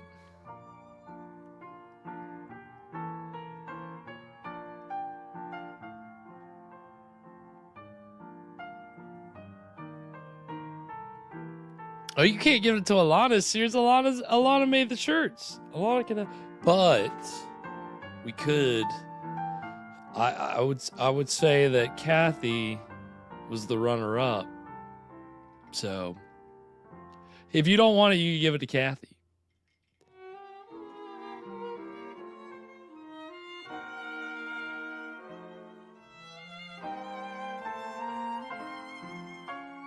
Yeah, Alana, you're probably not happy about the Joann Fabrics closures. Come on, you gotta go get some great deals on fabrics while they're, you know, closeout prices.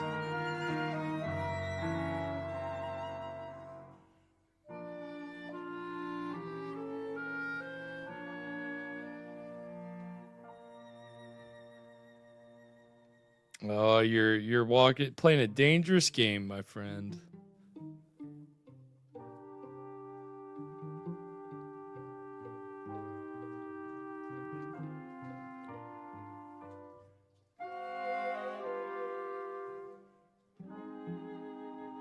So this is the thing I haven't been able to tell with this adaptation, but I believe definitely in other ones, he doesn't have to take the potion. Like Hyde just starts coming out. Okay. So I think that maybe then it's more about like you getting can't back to normal. Right, you can't control it. You're trying to, yeah, it just right. Because like we said, even as Hyde, he still will take that potion and transform himself back.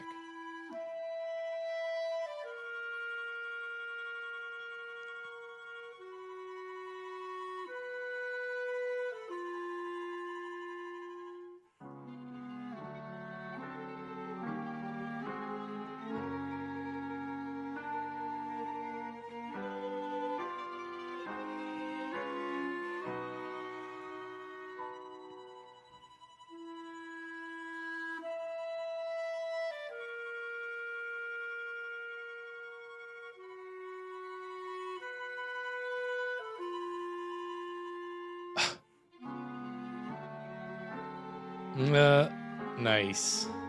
Come on in. Thank you, old crone.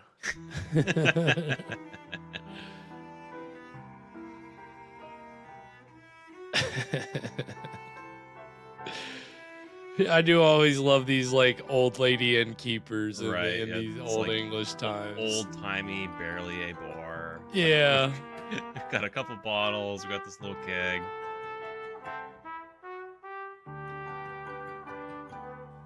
Oh Jesus Christ! Wait, what does that say? He thinks he's covered in red ants. Oh. I think. Are they on drugs? Was that the implication of the, you know, Chinese man? Are they in some kind of, you know, are they in taking opium? The withdrawing. Yeah. Could be.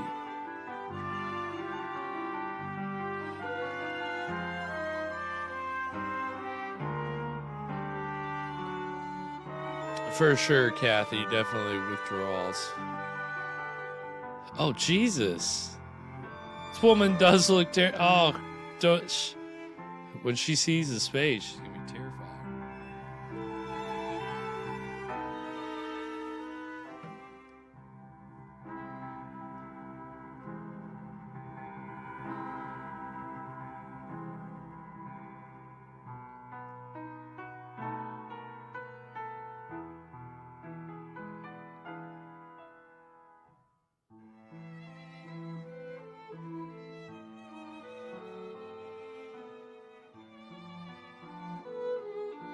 Are you thinking what I'm thinking? Oh my God. Oh, Jesus.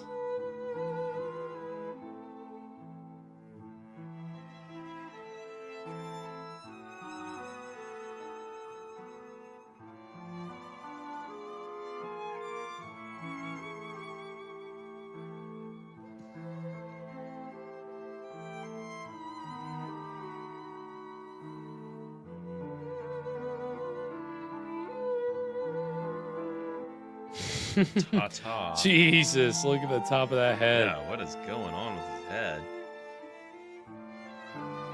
What did that potion do to this man's skull? I will say that's also a recurring element of some of the screen adaptations, is that his head gets increasingly more bulbous. And I think remember, I think these are times when phrenology was somewhat of a still accredited science. So I think there might be something of that to it. Okay. The more evil, you know, you are, the more your bone structure. Right. Like, yeah, this guy he's so obviously evil, he has to cover his misshapen skull with a hat. Yeah.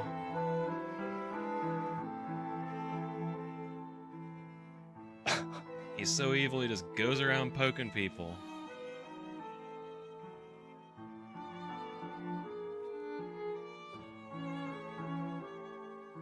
Yes, here's we will be talking about that adaptation during the break. It's my favorite one. Yeah, Alana, I see that too, for sure. I mean, especially the way he keeps, you know, touching all these women. His strong hands.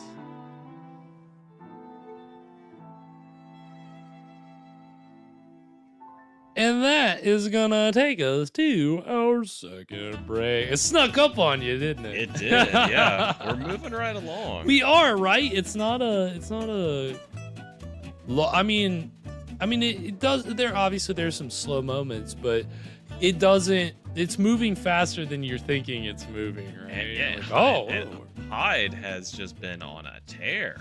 Oh my God, dude! Yeah, I mean, we're just having his way with the town, man. You know, just doing it up, creeping around, and crawling around, and also, hey, he's gonna be the beneficiary if anything happens to Dr. Jekyll. So.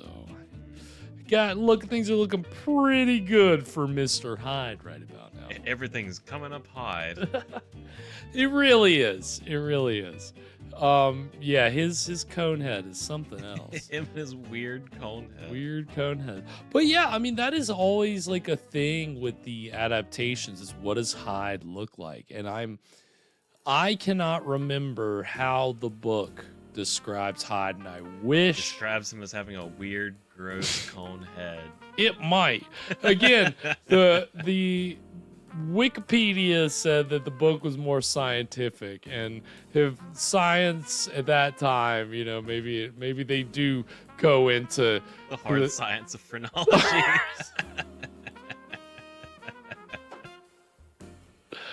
But you don't know. I mean, just again, you want to get into the whole. I mean, everybody's heard the shtick about, you know, the shape of the criminal skull.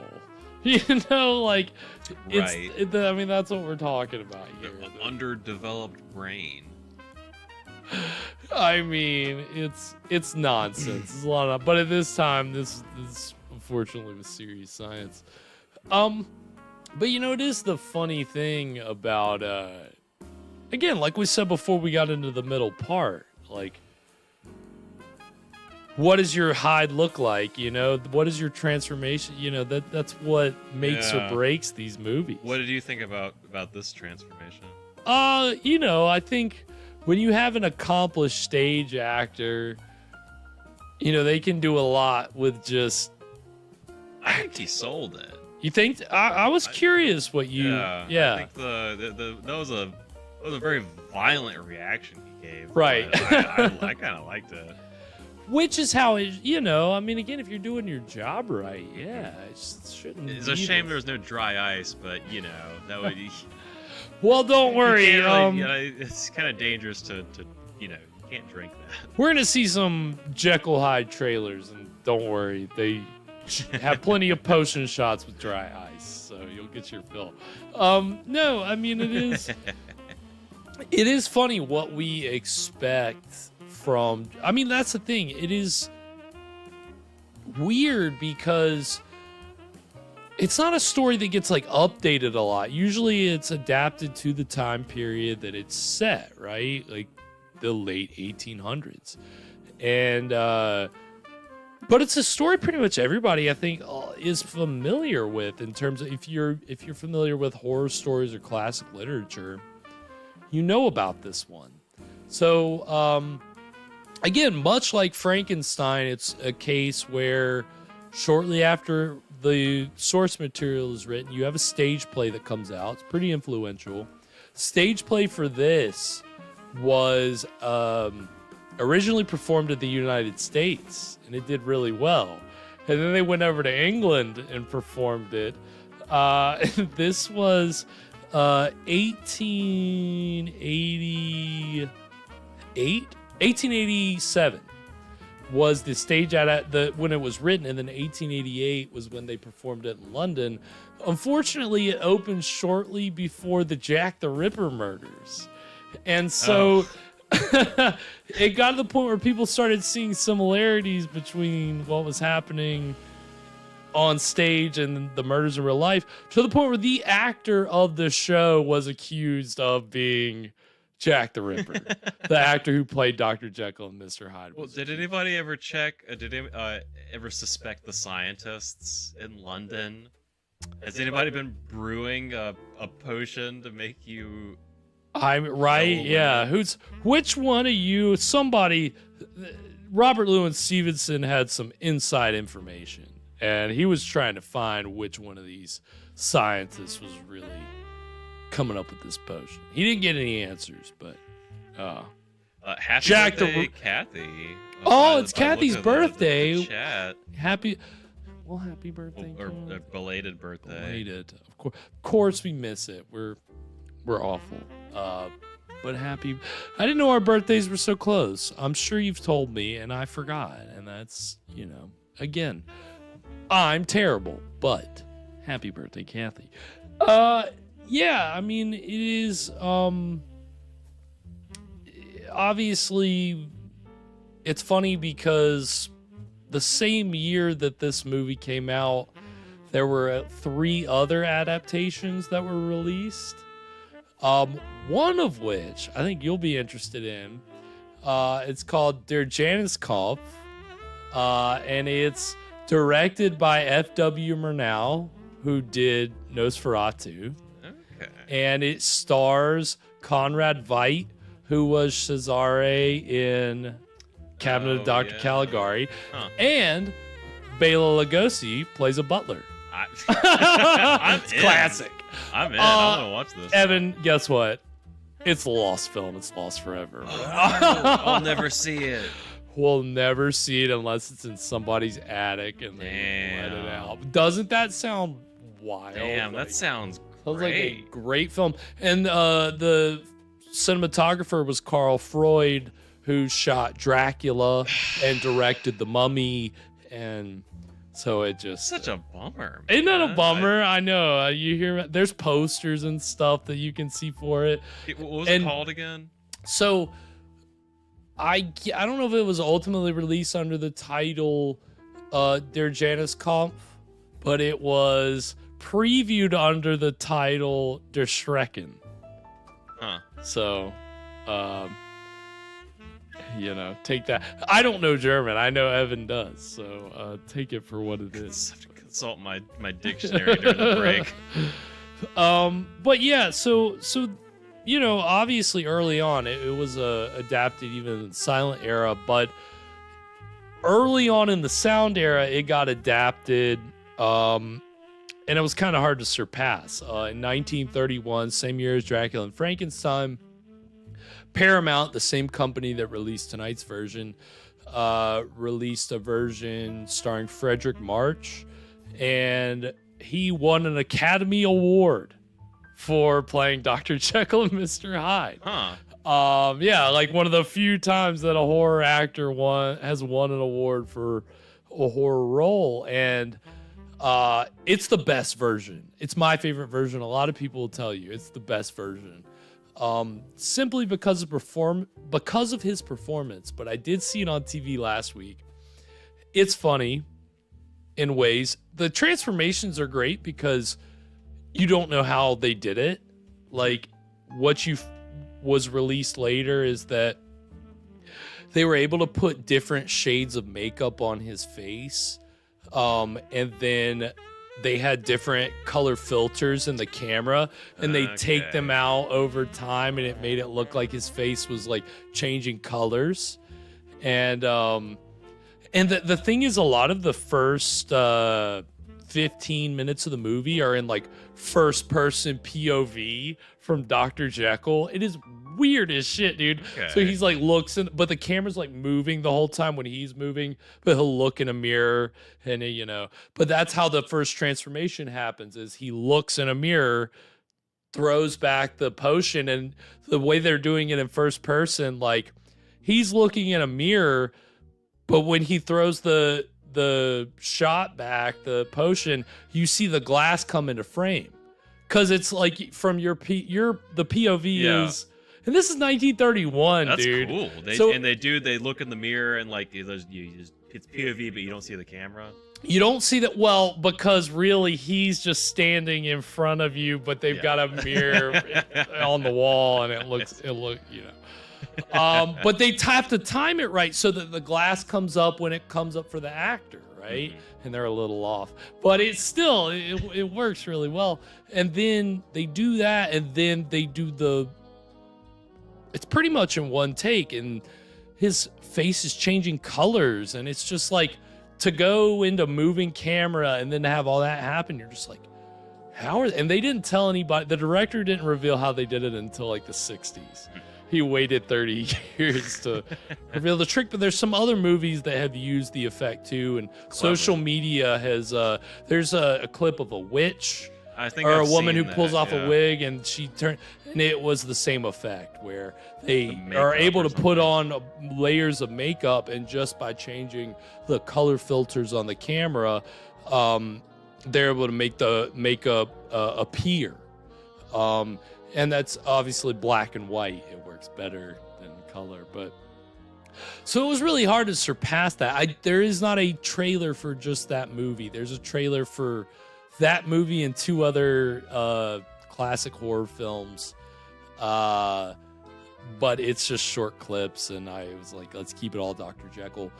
Because the first show we're going to see is for the next big adaptation that came after that one. It was 10 years later in 1941, and it stars Spencer Tracy, who's a very acclaimed actor, but this is way out of his league. He should not have been. He's kind of a gruff, like, he did a lot of like romantic comedies with Katharine Hepburn, and he also played a lot like serious dramatic roles, but it was just not for him. But the movie is stylish and it's big budget. It's MGM. They were the biggest studio back then. So, but you know what they did? They bought up all the old prints of the 31 version and destroyed them because they wanted their version to be the only one in circulation. So, wow. Yeah, they would do shit like that.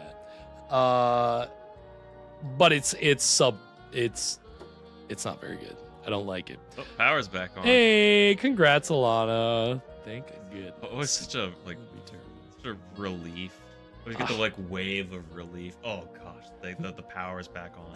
There was one time where we were doing the first year maybe of doing the show, and I had the power go out here, and it wasn't out for Evan, but it was out for me, and we just couldn't do the show that night because my power just didn't come back on. I remember that. Yeah. And I was kept putting Evan. I was like, maybe I'll check back in with you in 30 minutes. I'm on standby. I'm on standby, and it just never came back on.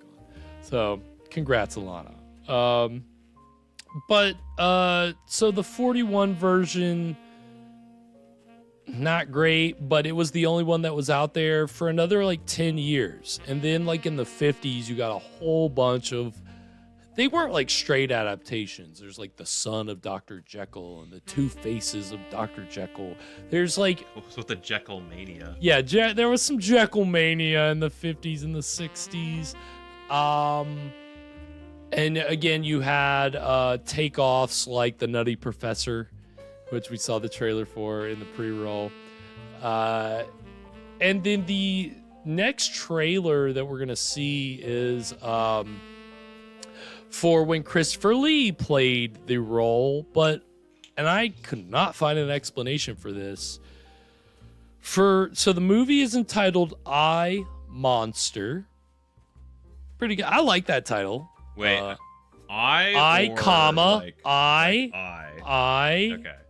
Monster. Cool. I like that. Not no, Monster. No. I, Monster. But for no reason that I could find, the characters are not named Dr. Jekyll or Mr. Hyde. Their names are weird. But other characters have the same names from the story. What was there some kind of people we don't like Dr. Jekyll and Mr. Hyde anymore. Don't give us another Jekyll. Oh, let's just change the names. But they won't notice if we just don't change everybody else's. I mean, it's outrageous. But it's got Christopher Lee and Peter Cushing. So the old pair, you gotta love anytime they're together. But it's very 70s, horror. But hey, who doesn't love Christopher Lee being a good guy and a bad guy? So that's always fun.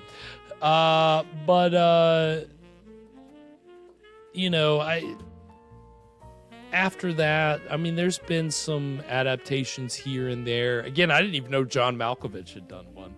So that's something I should check out.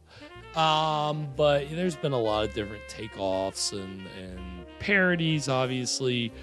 But, these are some, I guess, pretty noteworthy, straightforward adaptations. Because a lot of other ones just deviate very wildly from the source material. Which again, even this other one, it changes the names of the two characters, but I think it probably sticks fair. I think apparently it takes more of a psychoanalytic, as opposed to him being just like just a scientist. He's more into like psychoanalysis.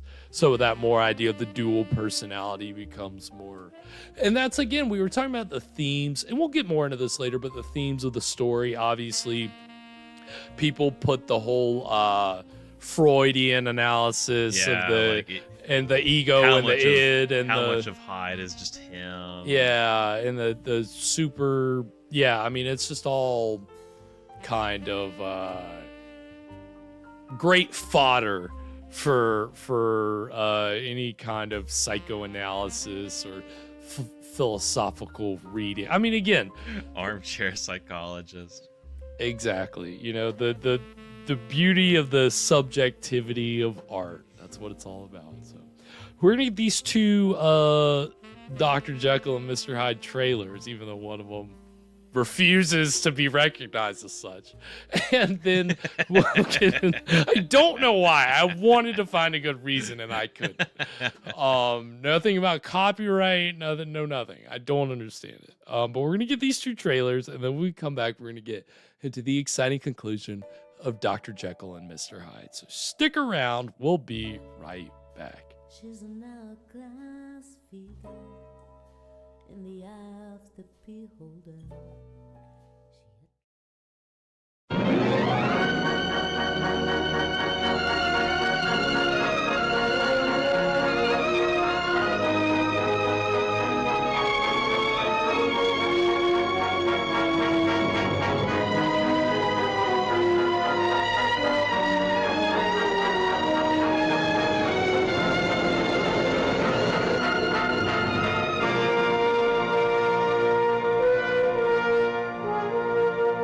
Are so close as to be chained together in the soul.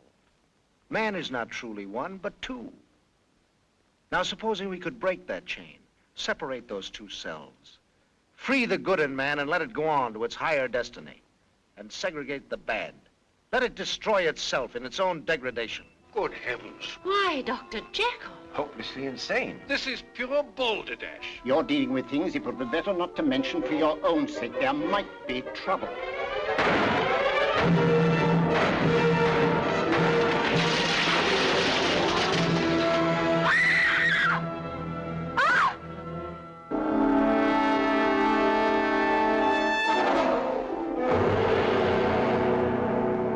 Did you think that Dr. Jekyll was falling in love with you? You with your cheap little dreams? Or did you think as you looked at him that perhaps in his eyes you saw a bit of me, Hyde? Was that it? No. It's interesting, isn't it? Bee, darling, Harry. I love you so very much, Bee. Why? I ain't as bad as you might think. You liked me once a little, didn't you? Honest, that night you walked out of my place, I loved you. But I didn't love after you'd gone. I kept wishing you'd come back. Now, once more, Lanyon. Will you let me take this glass and go? No. Why should I? For your own sake, Lanyon. Do you want to live on as you have? Or do you want to have your safe peace, your reason even, blasted by a sight that would shock the lowest fiend in the inferno?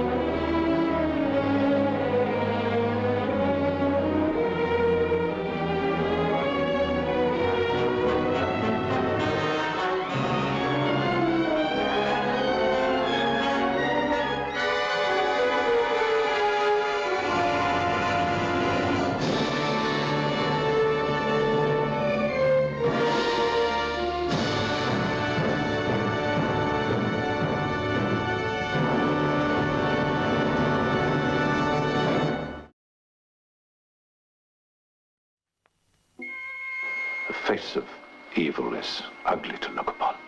And as the pleasures increase, the face becomes uglier. Very well. I pleaded with you to let me leave in peace. But you refused. Now, look. For almost a century, the sinister history of Dr. Jekyll and Mr. Hyde has chilled the hearts of young and old. Now, prepare yourself for the new, the ultimate experiment in evil.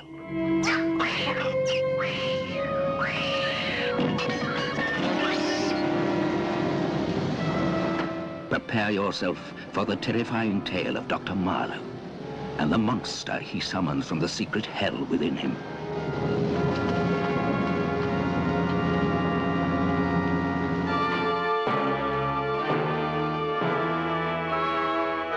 The two masters of the macabre, Christopher Lee, Peter Cushing.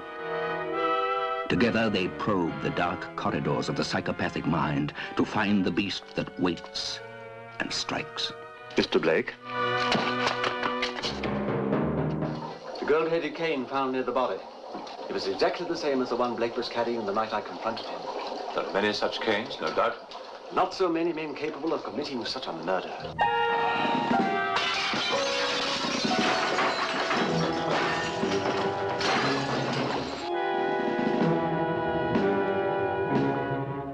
Crimes, so far as the police can see, committed solely for the joy of committing them. There are no such crimes. This lady's with me. Oh, is she? Yes. What would I be doing with an ugly thing like you?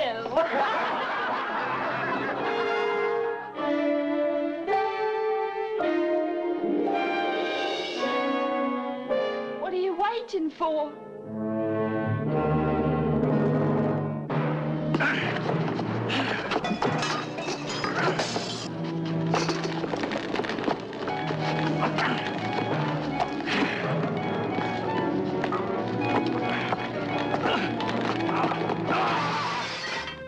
When you wake from a nightmare, and he's still there, where can you run? Where can you hide?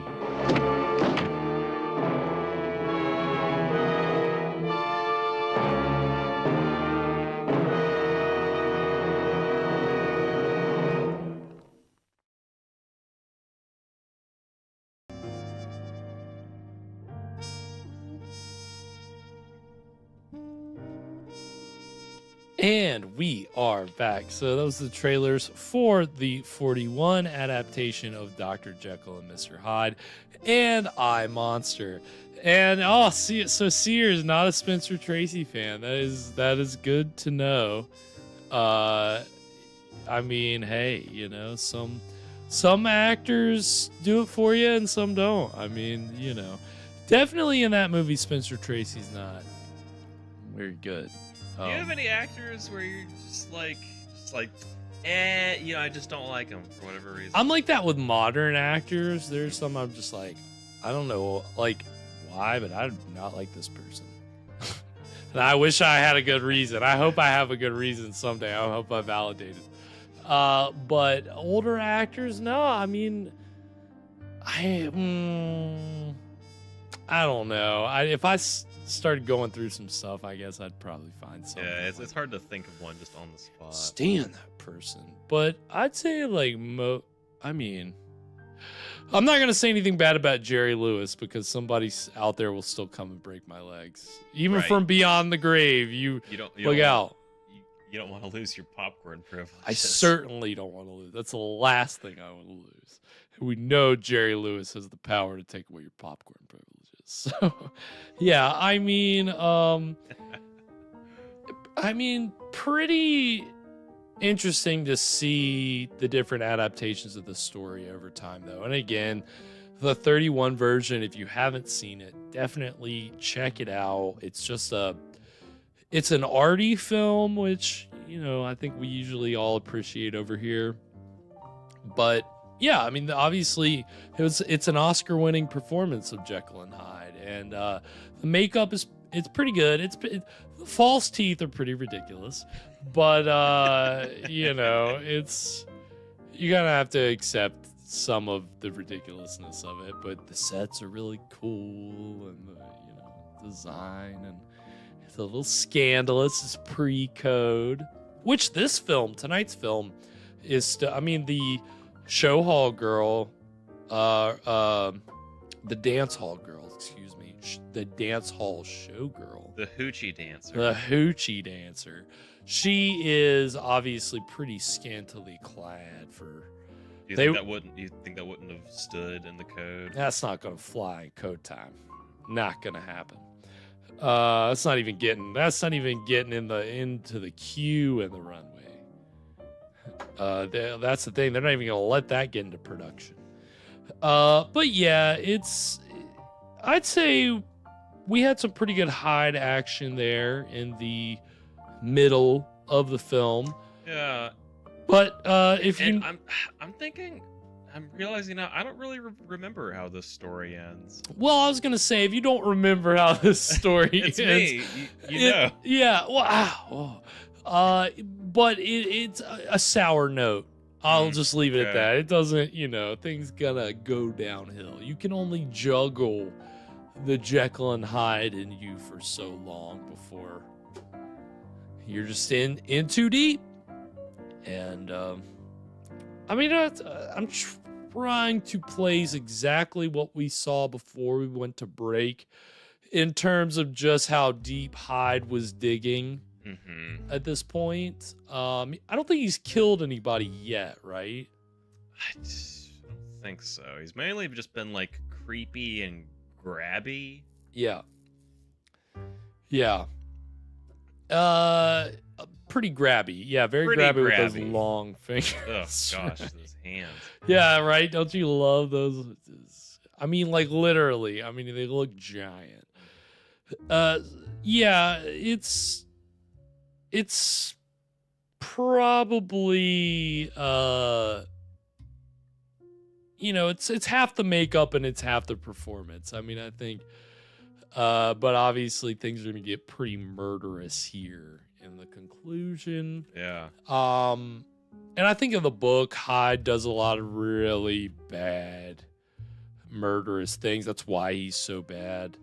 And in the 31 version, I mean, he's pretty quickly kicking people and caning people and laughing at people and abusing people. I mean, it's just obnoxious. It is beyond obnoxious. Like, it's scary. Like, it is the energy. It's terrorizing. You can tell why he won an Oscar for that role, because just the sheer energy he puts into Hyde is like, it's unsettling. It is like still to this day. He's just giving into his dark side. He really was. He was really going full Hyde in that role. So we'll see what Barrymore does. I mean, again, he's giving a lot here. Classic theatrical performance. So anything before we get into the conclusion of Dr. Jekyll and Mr. Hyde, Evan?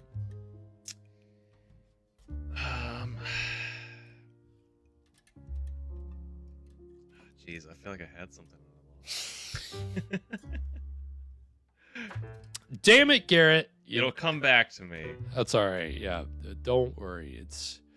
If we've learned anything tonight, whatever's lurking inside you behind the front face, it will turn around from the back and present itself. I just need a potion that makes all my inner jokes come out. Yep, any joke that all the forgotten jokes are just they're lurking down inside you. They're waiting to emerge to your alternate persona that's way funnier. That's why everybody's way funnier because of all the jokes that they had and then forgot. It's right. There's your adaptation. Yeah, I mean, what if Mr. Hyde was really funny? I mean, yeah. I mean, so there is an adaptation written by the guy that wrote like Little Shop of Horrors and some of the movies we've seen on this show, like the Roger Corman movies. He wrote and directed a takeoff where, you know, Mr. Hyde is this, or Dr. Jekyll is this really like ugly bad guy, and then Mr. Hyde is the suave kind of sweet, you know, that guy. And it's like Dr. Heckle and Mr. Hype. I don't know. It's some weird. What? Yeah, right. I don't know. I tried to watch. I think it's on Tubi, which like almost all the weird, obscure movies that we talk about. Dude, I love love Tubi. I love Tubi I've so been much. diving through Tubi lately, and Don't even get me started, Evan. You gotta look at my watch list. These shit, you just like that's the thing is it's just stuff that's hiding, and they don't get rid of it. It's just sitting there. Like, I mean, I love Tubi.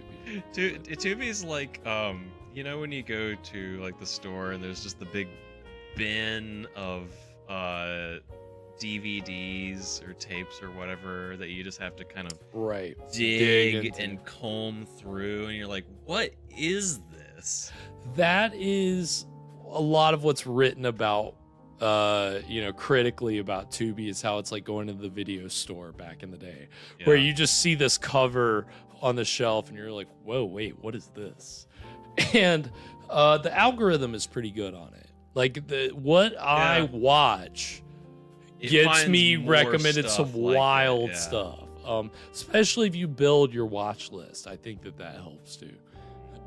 So if you're not on Tubi, you need to get on Tubi because there's some wild stuff on there. I'm sure including tonight's film, which we've got to get. Did I ask you anything before we get into it, Evan? I think I did, right? Yeah, it didn't come back to me. That's all right. Well, then without no idea. That's all right. I have no idea. That was right. like a million years ago. That's all right. It really was. Without further ado, we're going to go ahead and get into the exciting conclusion of Dr. Jekyll and Mr. Hyde right now.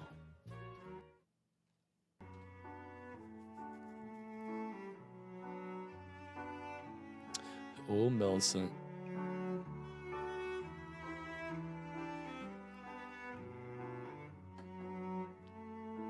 That's why I love the public domain, Sears, and everybody. I mean, obviously, because you never know what kind of gems are just lurk. I mean, again, Night of the Living Dead last week, I think the proof was in the pudding. Yeah, all right. We're doing something.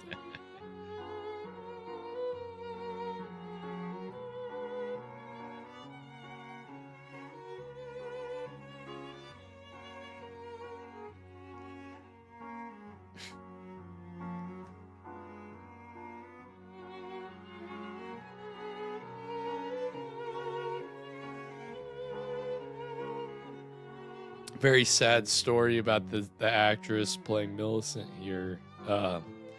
She passed away only 3 years after this while she was like filming a movie. They were some kind of Civil War era thing, so she was wearing this like big costume, and somebody like flicked a lit match and her costume just went up. Holy shit. And like, jeez, an actor on set like was able to like put it out, and like, you know, her like face and head didn't get burned, but like the rest of her body got burned, and she died like a few days after. That's terrible. That's again this time in like classic Hollywood. I mean, you know, there's no unions, there's no nothing. There's, you know, and I mean, it's accidents really probably went pretty underreported or just kind of unacknowledged.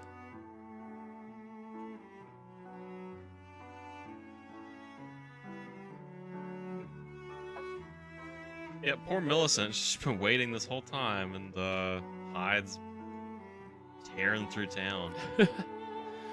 Which this is all the other film adaptations. It's kind of a similar thing where Jekyll's intended is, you know, where is he? He was supposed to come to dinner. He was supposed to come to the party. And her father's like, oh, he's awful. He's not serious about you. like, I'm not about it. And then, you know, it's obviously Hyde kind of just running the show for months, I guess. Well, look at these little street urchins. Yeah. These lovable little street urchins. Playing witch. Ah! What the hell? Did he just trample that kid? Oh my god, oh he did! Oh my god. Hyde? Oh. What? Hyde? Damn your interference.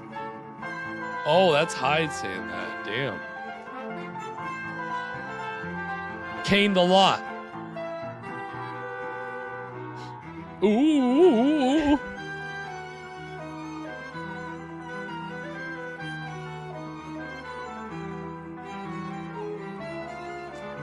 They're just letting him go?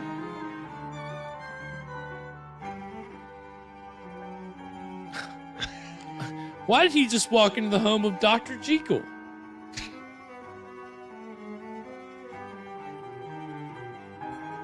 He killed the original.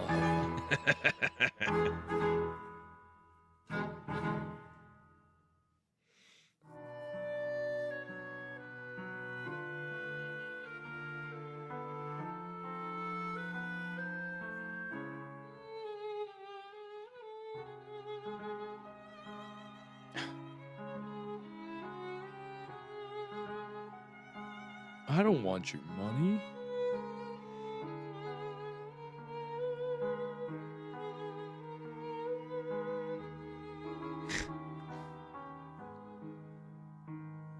I'm good for it. Oh man, we're going to the bank. Who knew we were getting things were going to get so technical?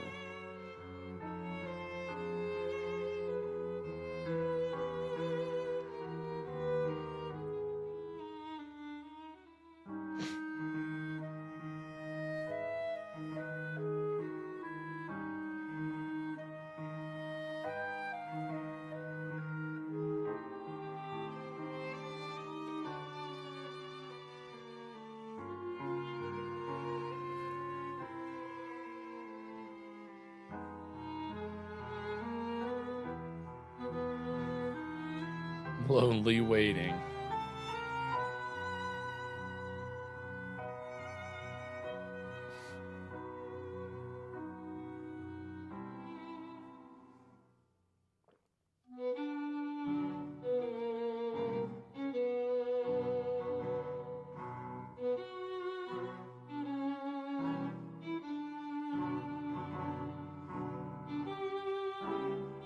I mean, yeah, you just beat up a child, so maybe you want to shut this down.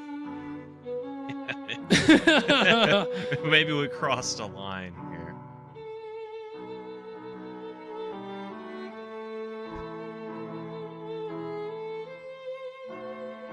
Yeah, Barrymore. We talked a little bit about his career earlier, and just kind of the self-parody that it became. He had no problem referencing his troubles, that's for sure. I mean, obviously in a tabloid figure at the time.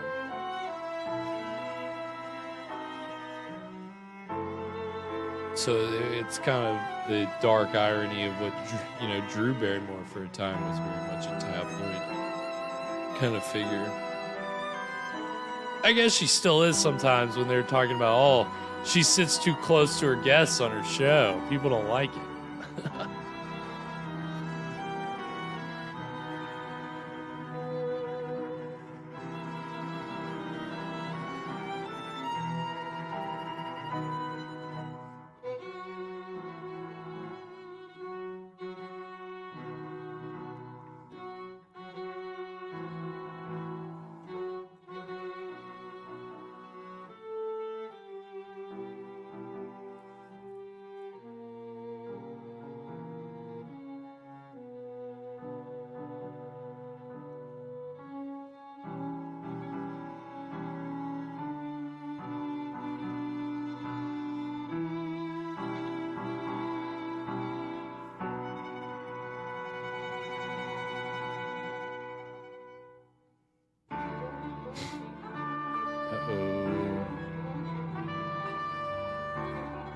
This is your fault.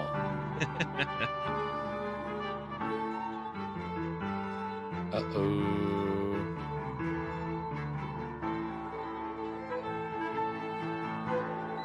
Oh, Okay. very good. That was a good one.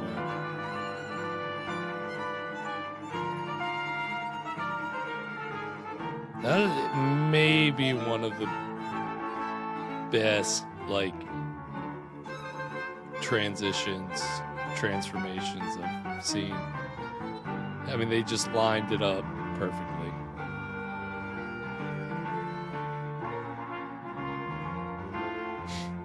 Uh-oh.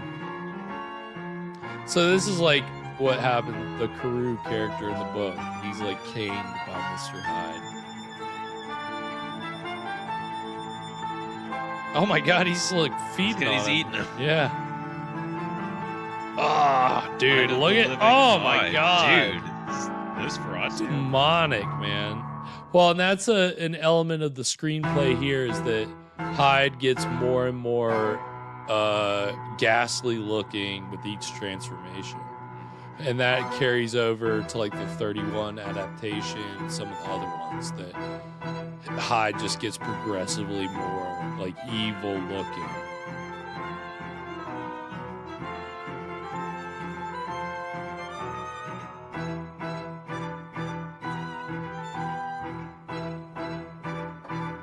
Definitely Sears, definitely some Chaney-esque vibes going on here. I don't know if Barrymore did his own makeup like Chaney, probably. What?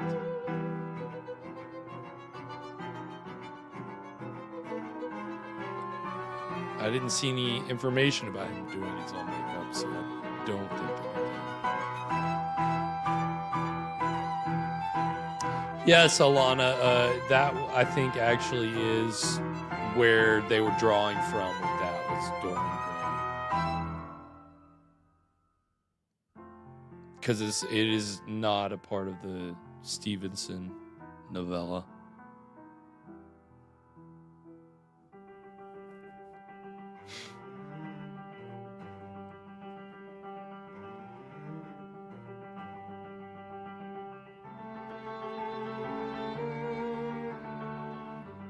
Yeah, Lon would have been a pretty solid Jekyll and Hyde for sure. I think even he didn't want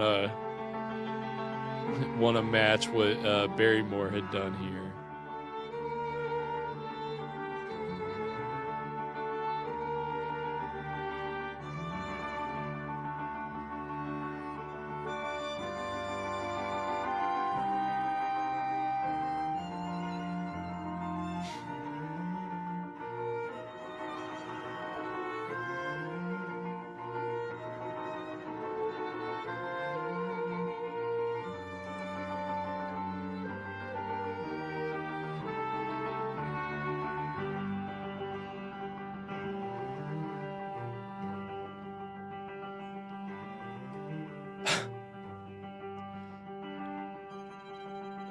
Go tell Millicent.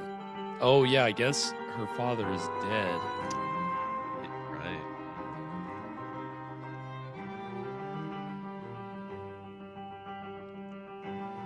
What is he tearing up?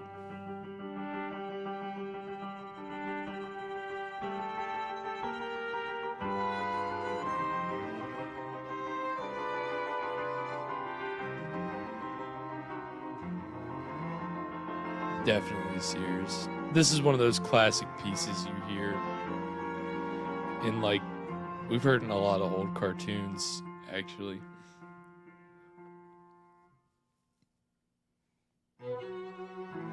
Usually when some dastardly or horrific thing is going on.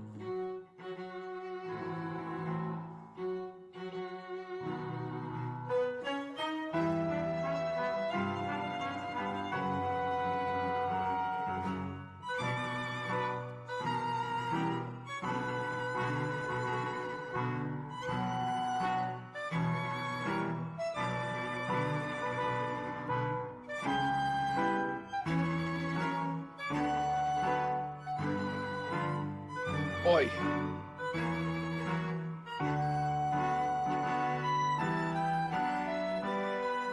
That awful Yeti movie. Oh, I had forgotten about it till you brought it up, Sears. Which that trailer for that awesome Yeti movie, that Yeti movie is on Tubi. So go check it out because it is as bonkers as it ever could be. I loved that movie. I mean, it has some awkward moments, don't get me wrong. But worth it, worth the time. Although I have not finished the last like 20 minutes. I have a bad habit of doing that. Hit the last few minutes and then just get busy. Yep. Get busy, do something else.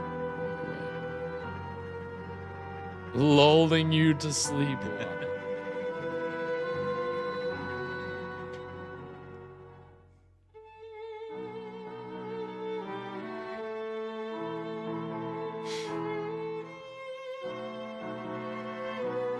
Turn it into the penguin.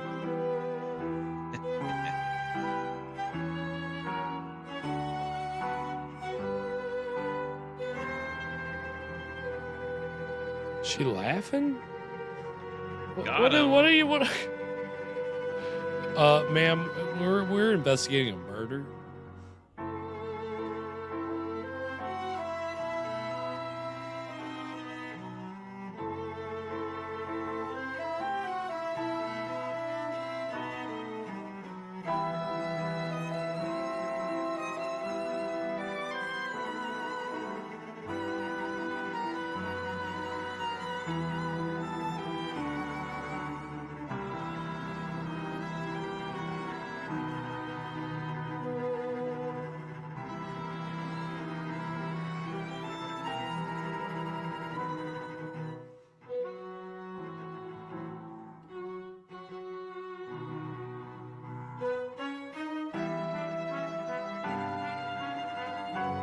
Gotta get back to Jekyll one last time.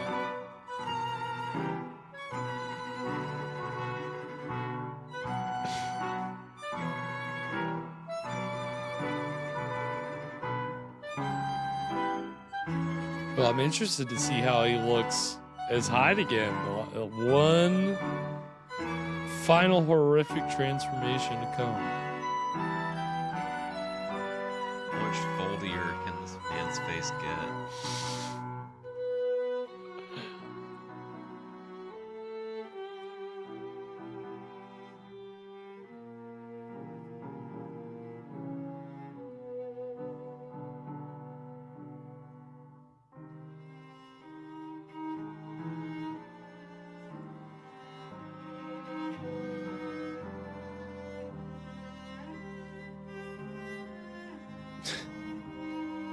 And you've never asked what he's hiding in there?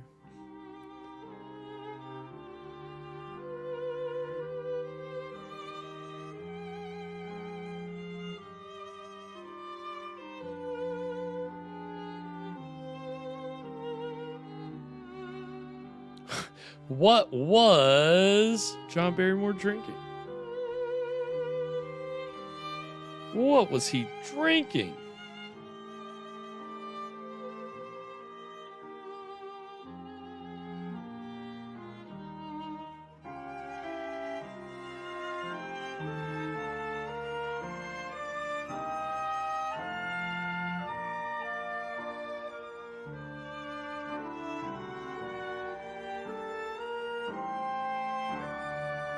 Who could have done this? I've only just heard. I'm so sorry for your loss. Oh, look at those. His eyes do say, oh no, I did this. And I didn't even know I did this. Oh, fudge. Only I didn't say fudge.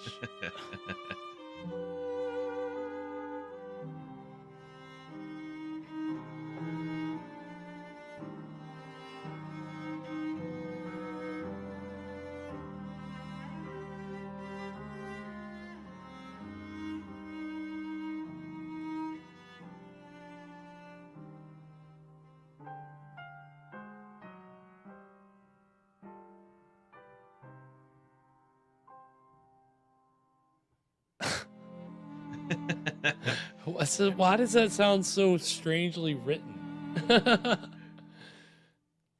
Ooh, now there's a cocktail recipe. There's your magic potion. Rubbing alcohol and NyQuil. Yeah, that'll turn you into a monster, I think. Alcohol really cuts the NyQuil, and the NyQuil really cuts the alcohol. It's a perfect combination. What the fuck?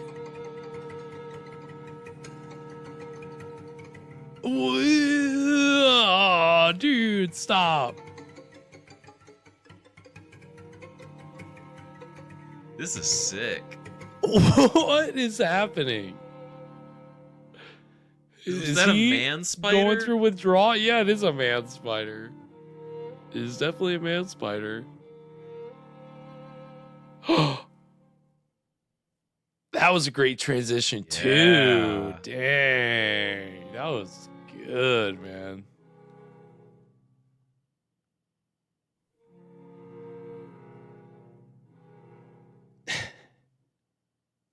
The man spider. Yeah, that was weird. I was not expecting that. You know who was playing the man spider? Who? John Barrymore. Oh. Apparently. I don't know what kind of Triple role. costume he was wearing. It looked really good. Yeah. I don't know if it was really him, but that's what I read, but I don't know if that's true.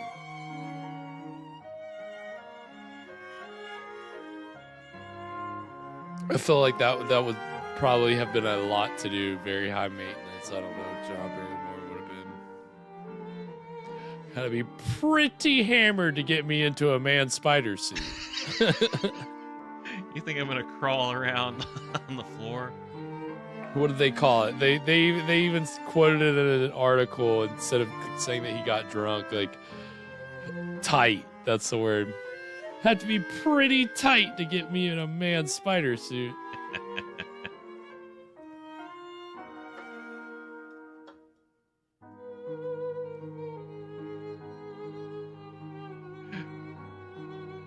Yeah, it was just really unsettling.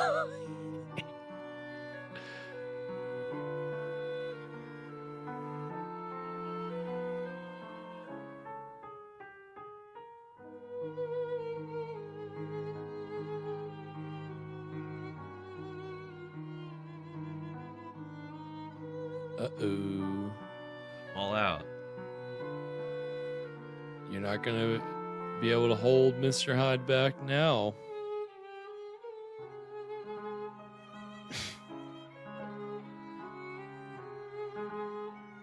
Boo-hoo.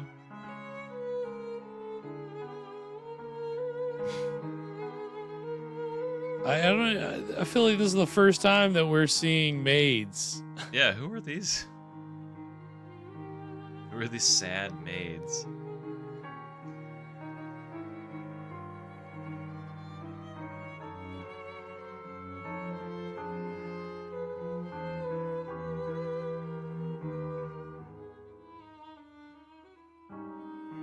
No potion for you. The supply ran out. Kind of through potion withdrawal.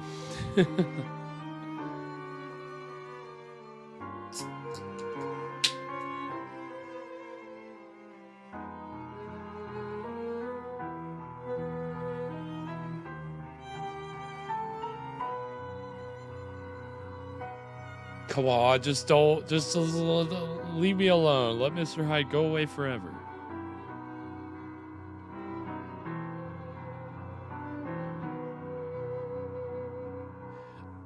I haven't got it.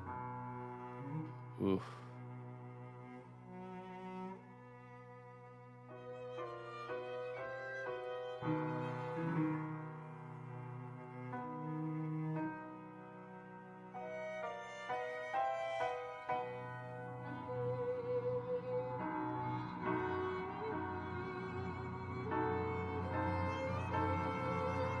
It's intervention time.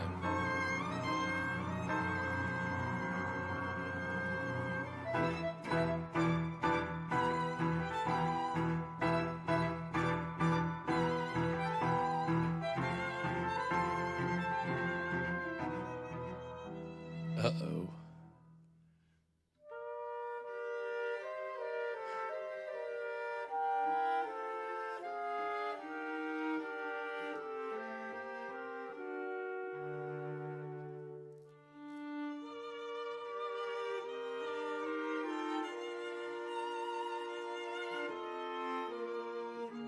Hey, don't rule it out, Sears.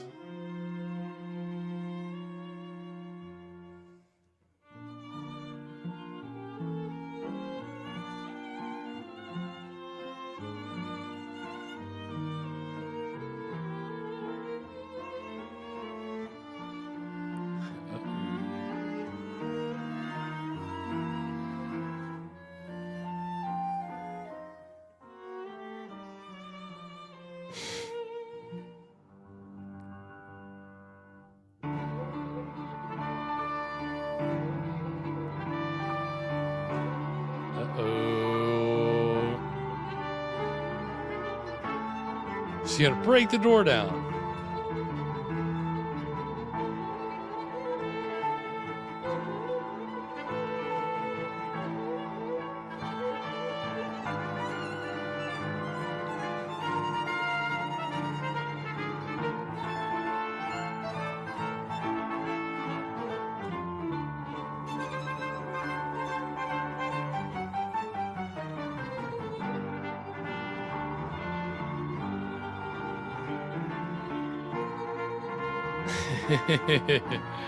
Oh, come on, no last big wild transformation transition.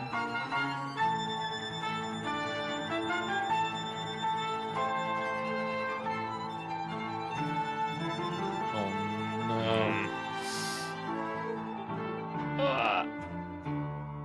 Run! Hide.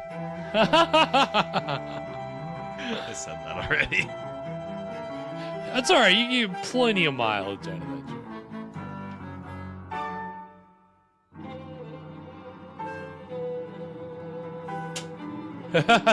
joke.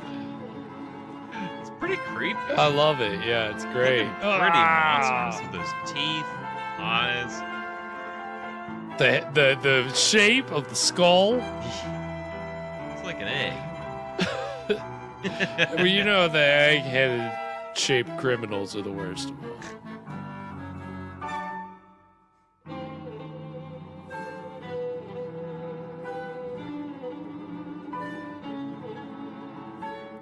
Fingers, dude.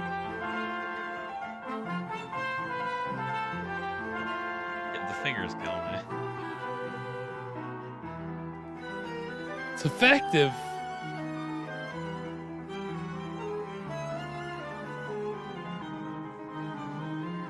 What did she do?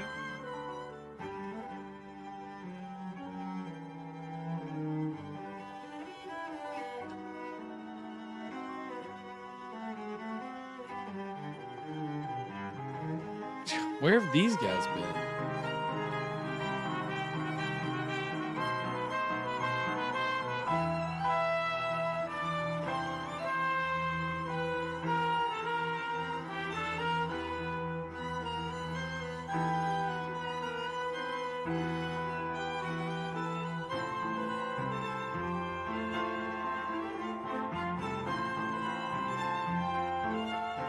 Hyde died.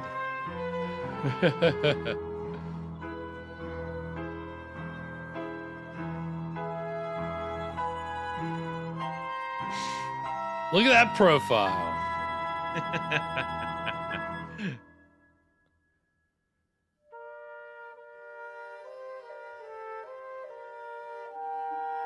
Oh, I forgot that that's what was in the ring. Like that he had a little bit of potion left.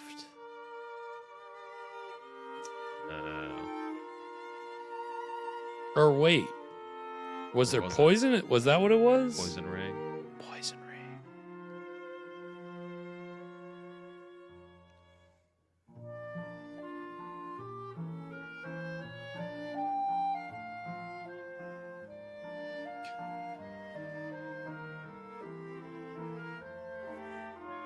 Nice.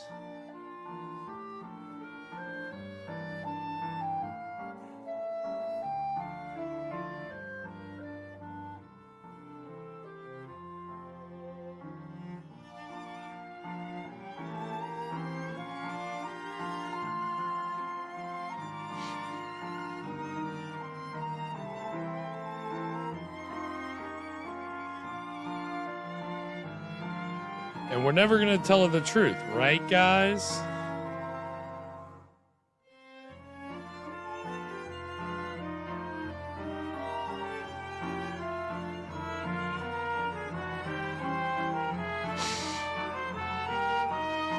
We never should have tried to make Jekyll more fun.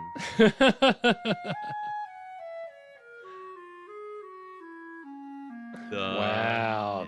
And that was Dr. Jekyll and Mr. Hyde. What did we think, Evan? I thought that was pretty good, pretty fun. Yeah. It's I wouldn't say that, Jekyll and Hyde's like my favorite horror story, but still fairly iconic. Yeah, I mean, as many adaptations as there have been, I think that the iconic nature of one actor being able to embody like these two very different personas is just something that stays with people. It's effective. Yeah, and I really he was killing it. He was giving it his all. Well, just acting up and like even up to the first like 2/3, it's like, okay, it's been okay. Like I wasn't like super blown away until the last third of that movie, and then I mean, yeah, like the transformations were really good, but the makeup and the performance, it just all kept getting bigger and bigger and more effective. And I mean, just the surprise of him jumping on that kid, like that was crazy. The way that happened, because they lulled you into the comfort of the kids were like throwing a ball. They were doing something. They were having a conversation. They were jumping around on the broomstick. That's what it was. I said they were playing witch, right? And then bam, right when I said that, he so just quick. He came just out of hopped into frame in. and just towered over the kid, and you're like, whoa. And then before you can even process, wait, is he stand? Yes, you see his foot on the kid.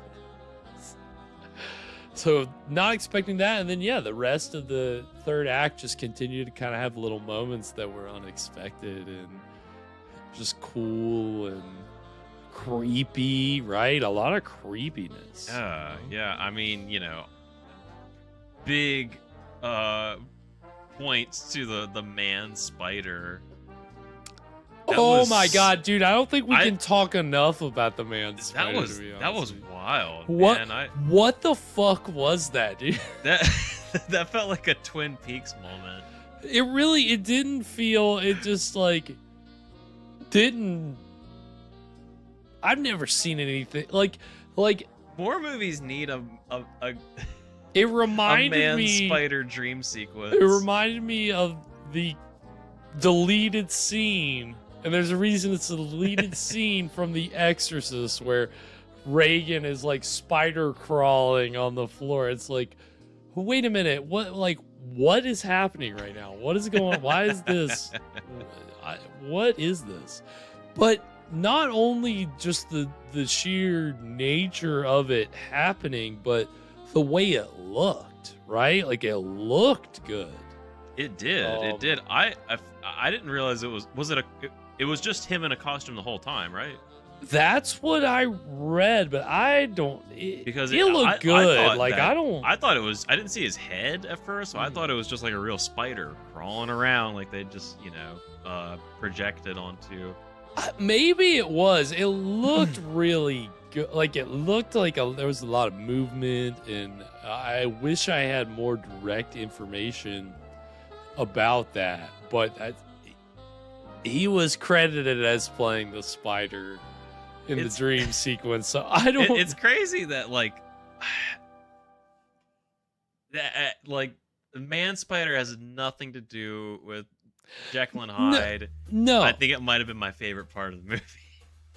Yeah, without a doubt.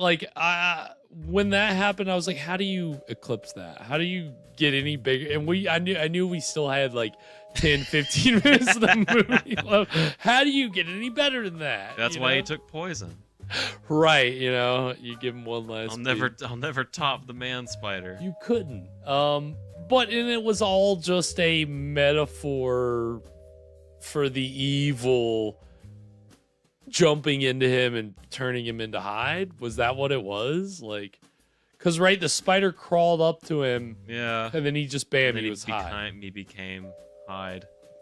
So, take of that what you will. I mean, again, symbolism in general, like from the story, but from this adaptation in particular. I mean, do you take anything away from it, like story-wise? Do you?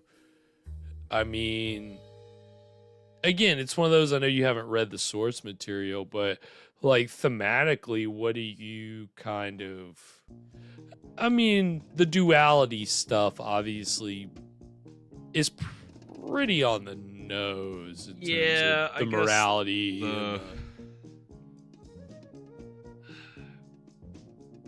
I mean, it feels like, you know, like an admonition against vice to me. Right. That you get stuck into this like downward spiral and become a negative force on society or something. And even like down to the novel Addiction was kind of. It feels a little high-handed when you look at it like that, but you know, it's. That was kind of how Robert Louis Stevenson was writing. Like, actually, I think I did see in the story about the writing of this that he had written a draft and he gave it to his wife, and she said, "Well, this is an allegory." And you're right, you're not writing it like an allegory, you're writing it like, you know, just very kind of matter-of-factly. And so then he apparently burned the manuscript. That's so dramatic. And then in like 2 or 3 days wrote this new one. And there's been some debate about if that was what really happened, or, you know, but I think the consensus is that he did have an original manuscript and then wrote a new one fairly quickly, but that he meant it allegorically. But I don't think that there was any ever clear kind of direction as to what it meant. But I mean, you know, Robert Louis Stevenson is a very interesting guy, which I didn't really like. I just always pictured him as this old, very traditional kind of writer guy, like, and turns out he was like a bohemian.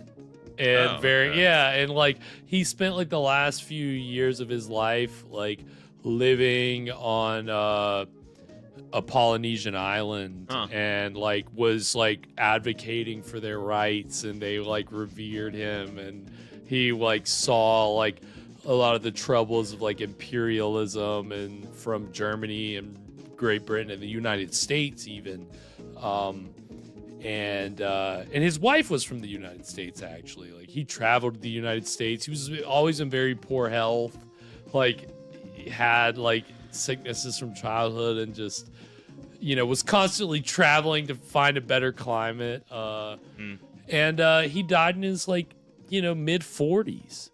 So, like, I just always pictured him as an old guy. And so just reading his Wikipedia page, was like, I did not know that. He was an interesting guy. Like, okay, wow. So, like, yeah, I don't know, have you read Treasure Island or... I read Treasure Island when I was a kid, but man, that's been, like... It's a long time ago. So long ago now. But it's a fun story. Like, you know the story. It's just a fun... thing. And that was the thing, he wrote Treasure Island as like an adventure story for boys. Like, that was what it was quoted as saying, like, that's what this is.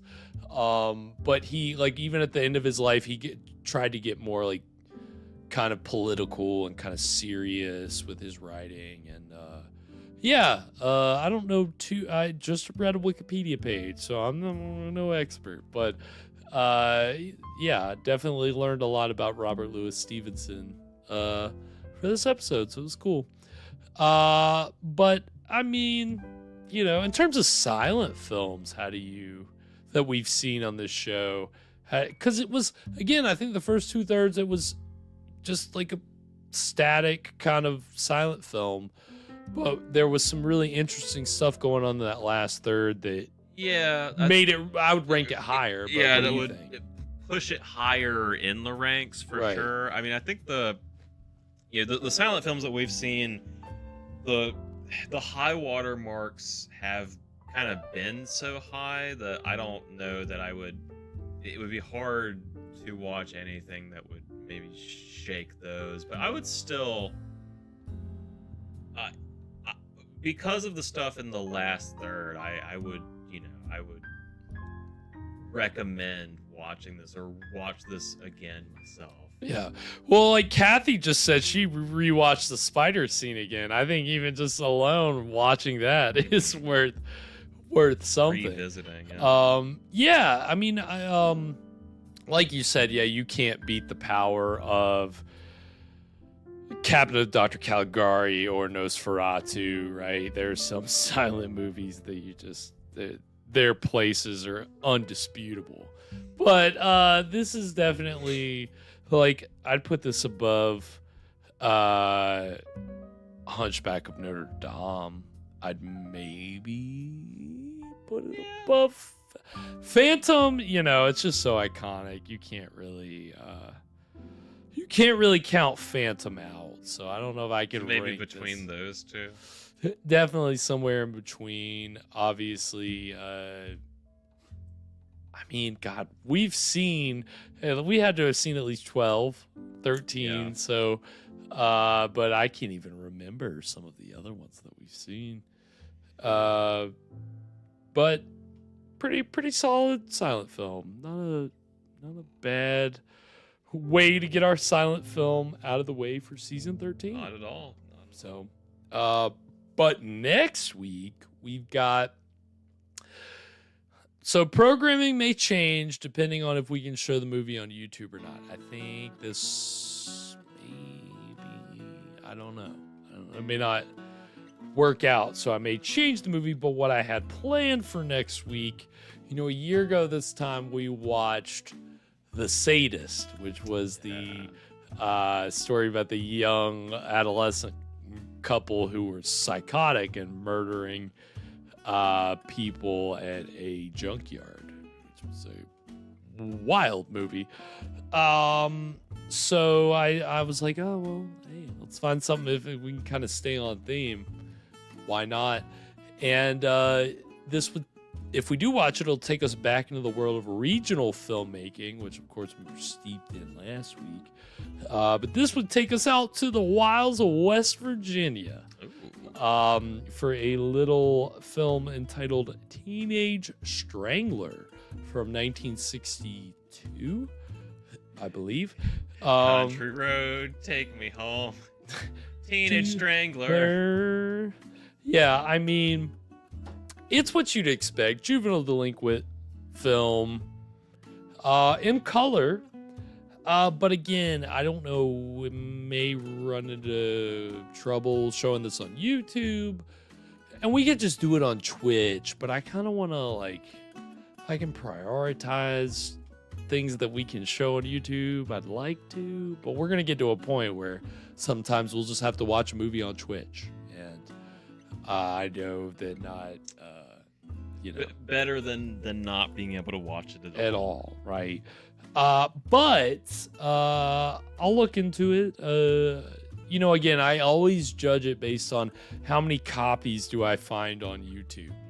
If it's uploaded a lot, and then if I find that someone else has streamed it, I'm like, okay, we're good. Safe.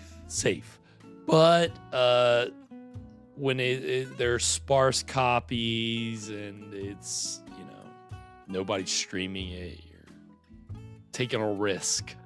So I don't know. When you first started, doing, or when we were early on in the show, did you ever think wow, I'm the first person to even cover this movie on YouTube? There are some movies where I have thought that. Yeah, there's some movies because nobody has done this. Yeah, it's because it was just getting auto wiped. Right. Well, yeah, either that or it wasn't there weren't really any copies at all. And so I was just not sure going into it and then it turns out it's fine, you know? Okay, And yeah. it's like, Sometimes yeah. you just are the first person. Right, yeah, like literally, like no, we've had a few times when I'm like, oh yeah, no, this is like totally fine, and nobody else is uploading it, and I guess it's nobody wants to, you know? It's like I guess nobody cares. Obscure films on here. Hey, to our benefit, yeah, I mean that is kind of a wild thing about public domain. You just do. It's like a box of chocolates. But yeah, oh really, Alana? Last Friday was the 100th anniversary of Phantom. Shoulda run some kinda. Shoulda done a rerun or something. I'm really bad about having the anniversaries for these movies down, but I should have a assistant, our assistant Chathy, maybe make you put schedule. a list together for me. We'll see, but yeah, I mean, so tentatively Teenage Strangler next week. We'll see, but either way, enjoying some public domain horror over here as we always do. But we appreciate everybody tuning in tonight. Alana, Sears, Kathy, William, Ty, Jello. I know we had some other people, but everybody that tuned in tonight, thanks so much for watching. Of course, we'll have a Saturday night shocker tomorrow. Don't know what it's gonna be yet. I just gotta come up with them as we go. You know, it's just kind of luck of the draw. So we'll see. But as always, we'll you know, be keeping things keeping you posted on what we will be watching next week on the socials. So be sure to look out on YouTube and Instagram at ScreamStream Live. Check out any of our past episodes over on YouTube at the same. Yeah, I mean, love you guys. Appreciate everybody watching. Evan, anything before we sign off tonight? If you made a follow-up film to tonight's film, could you call it a JEKYLL? How could you not? I love it. Until next time. Sweet screams, everybody. And to all, a good fright.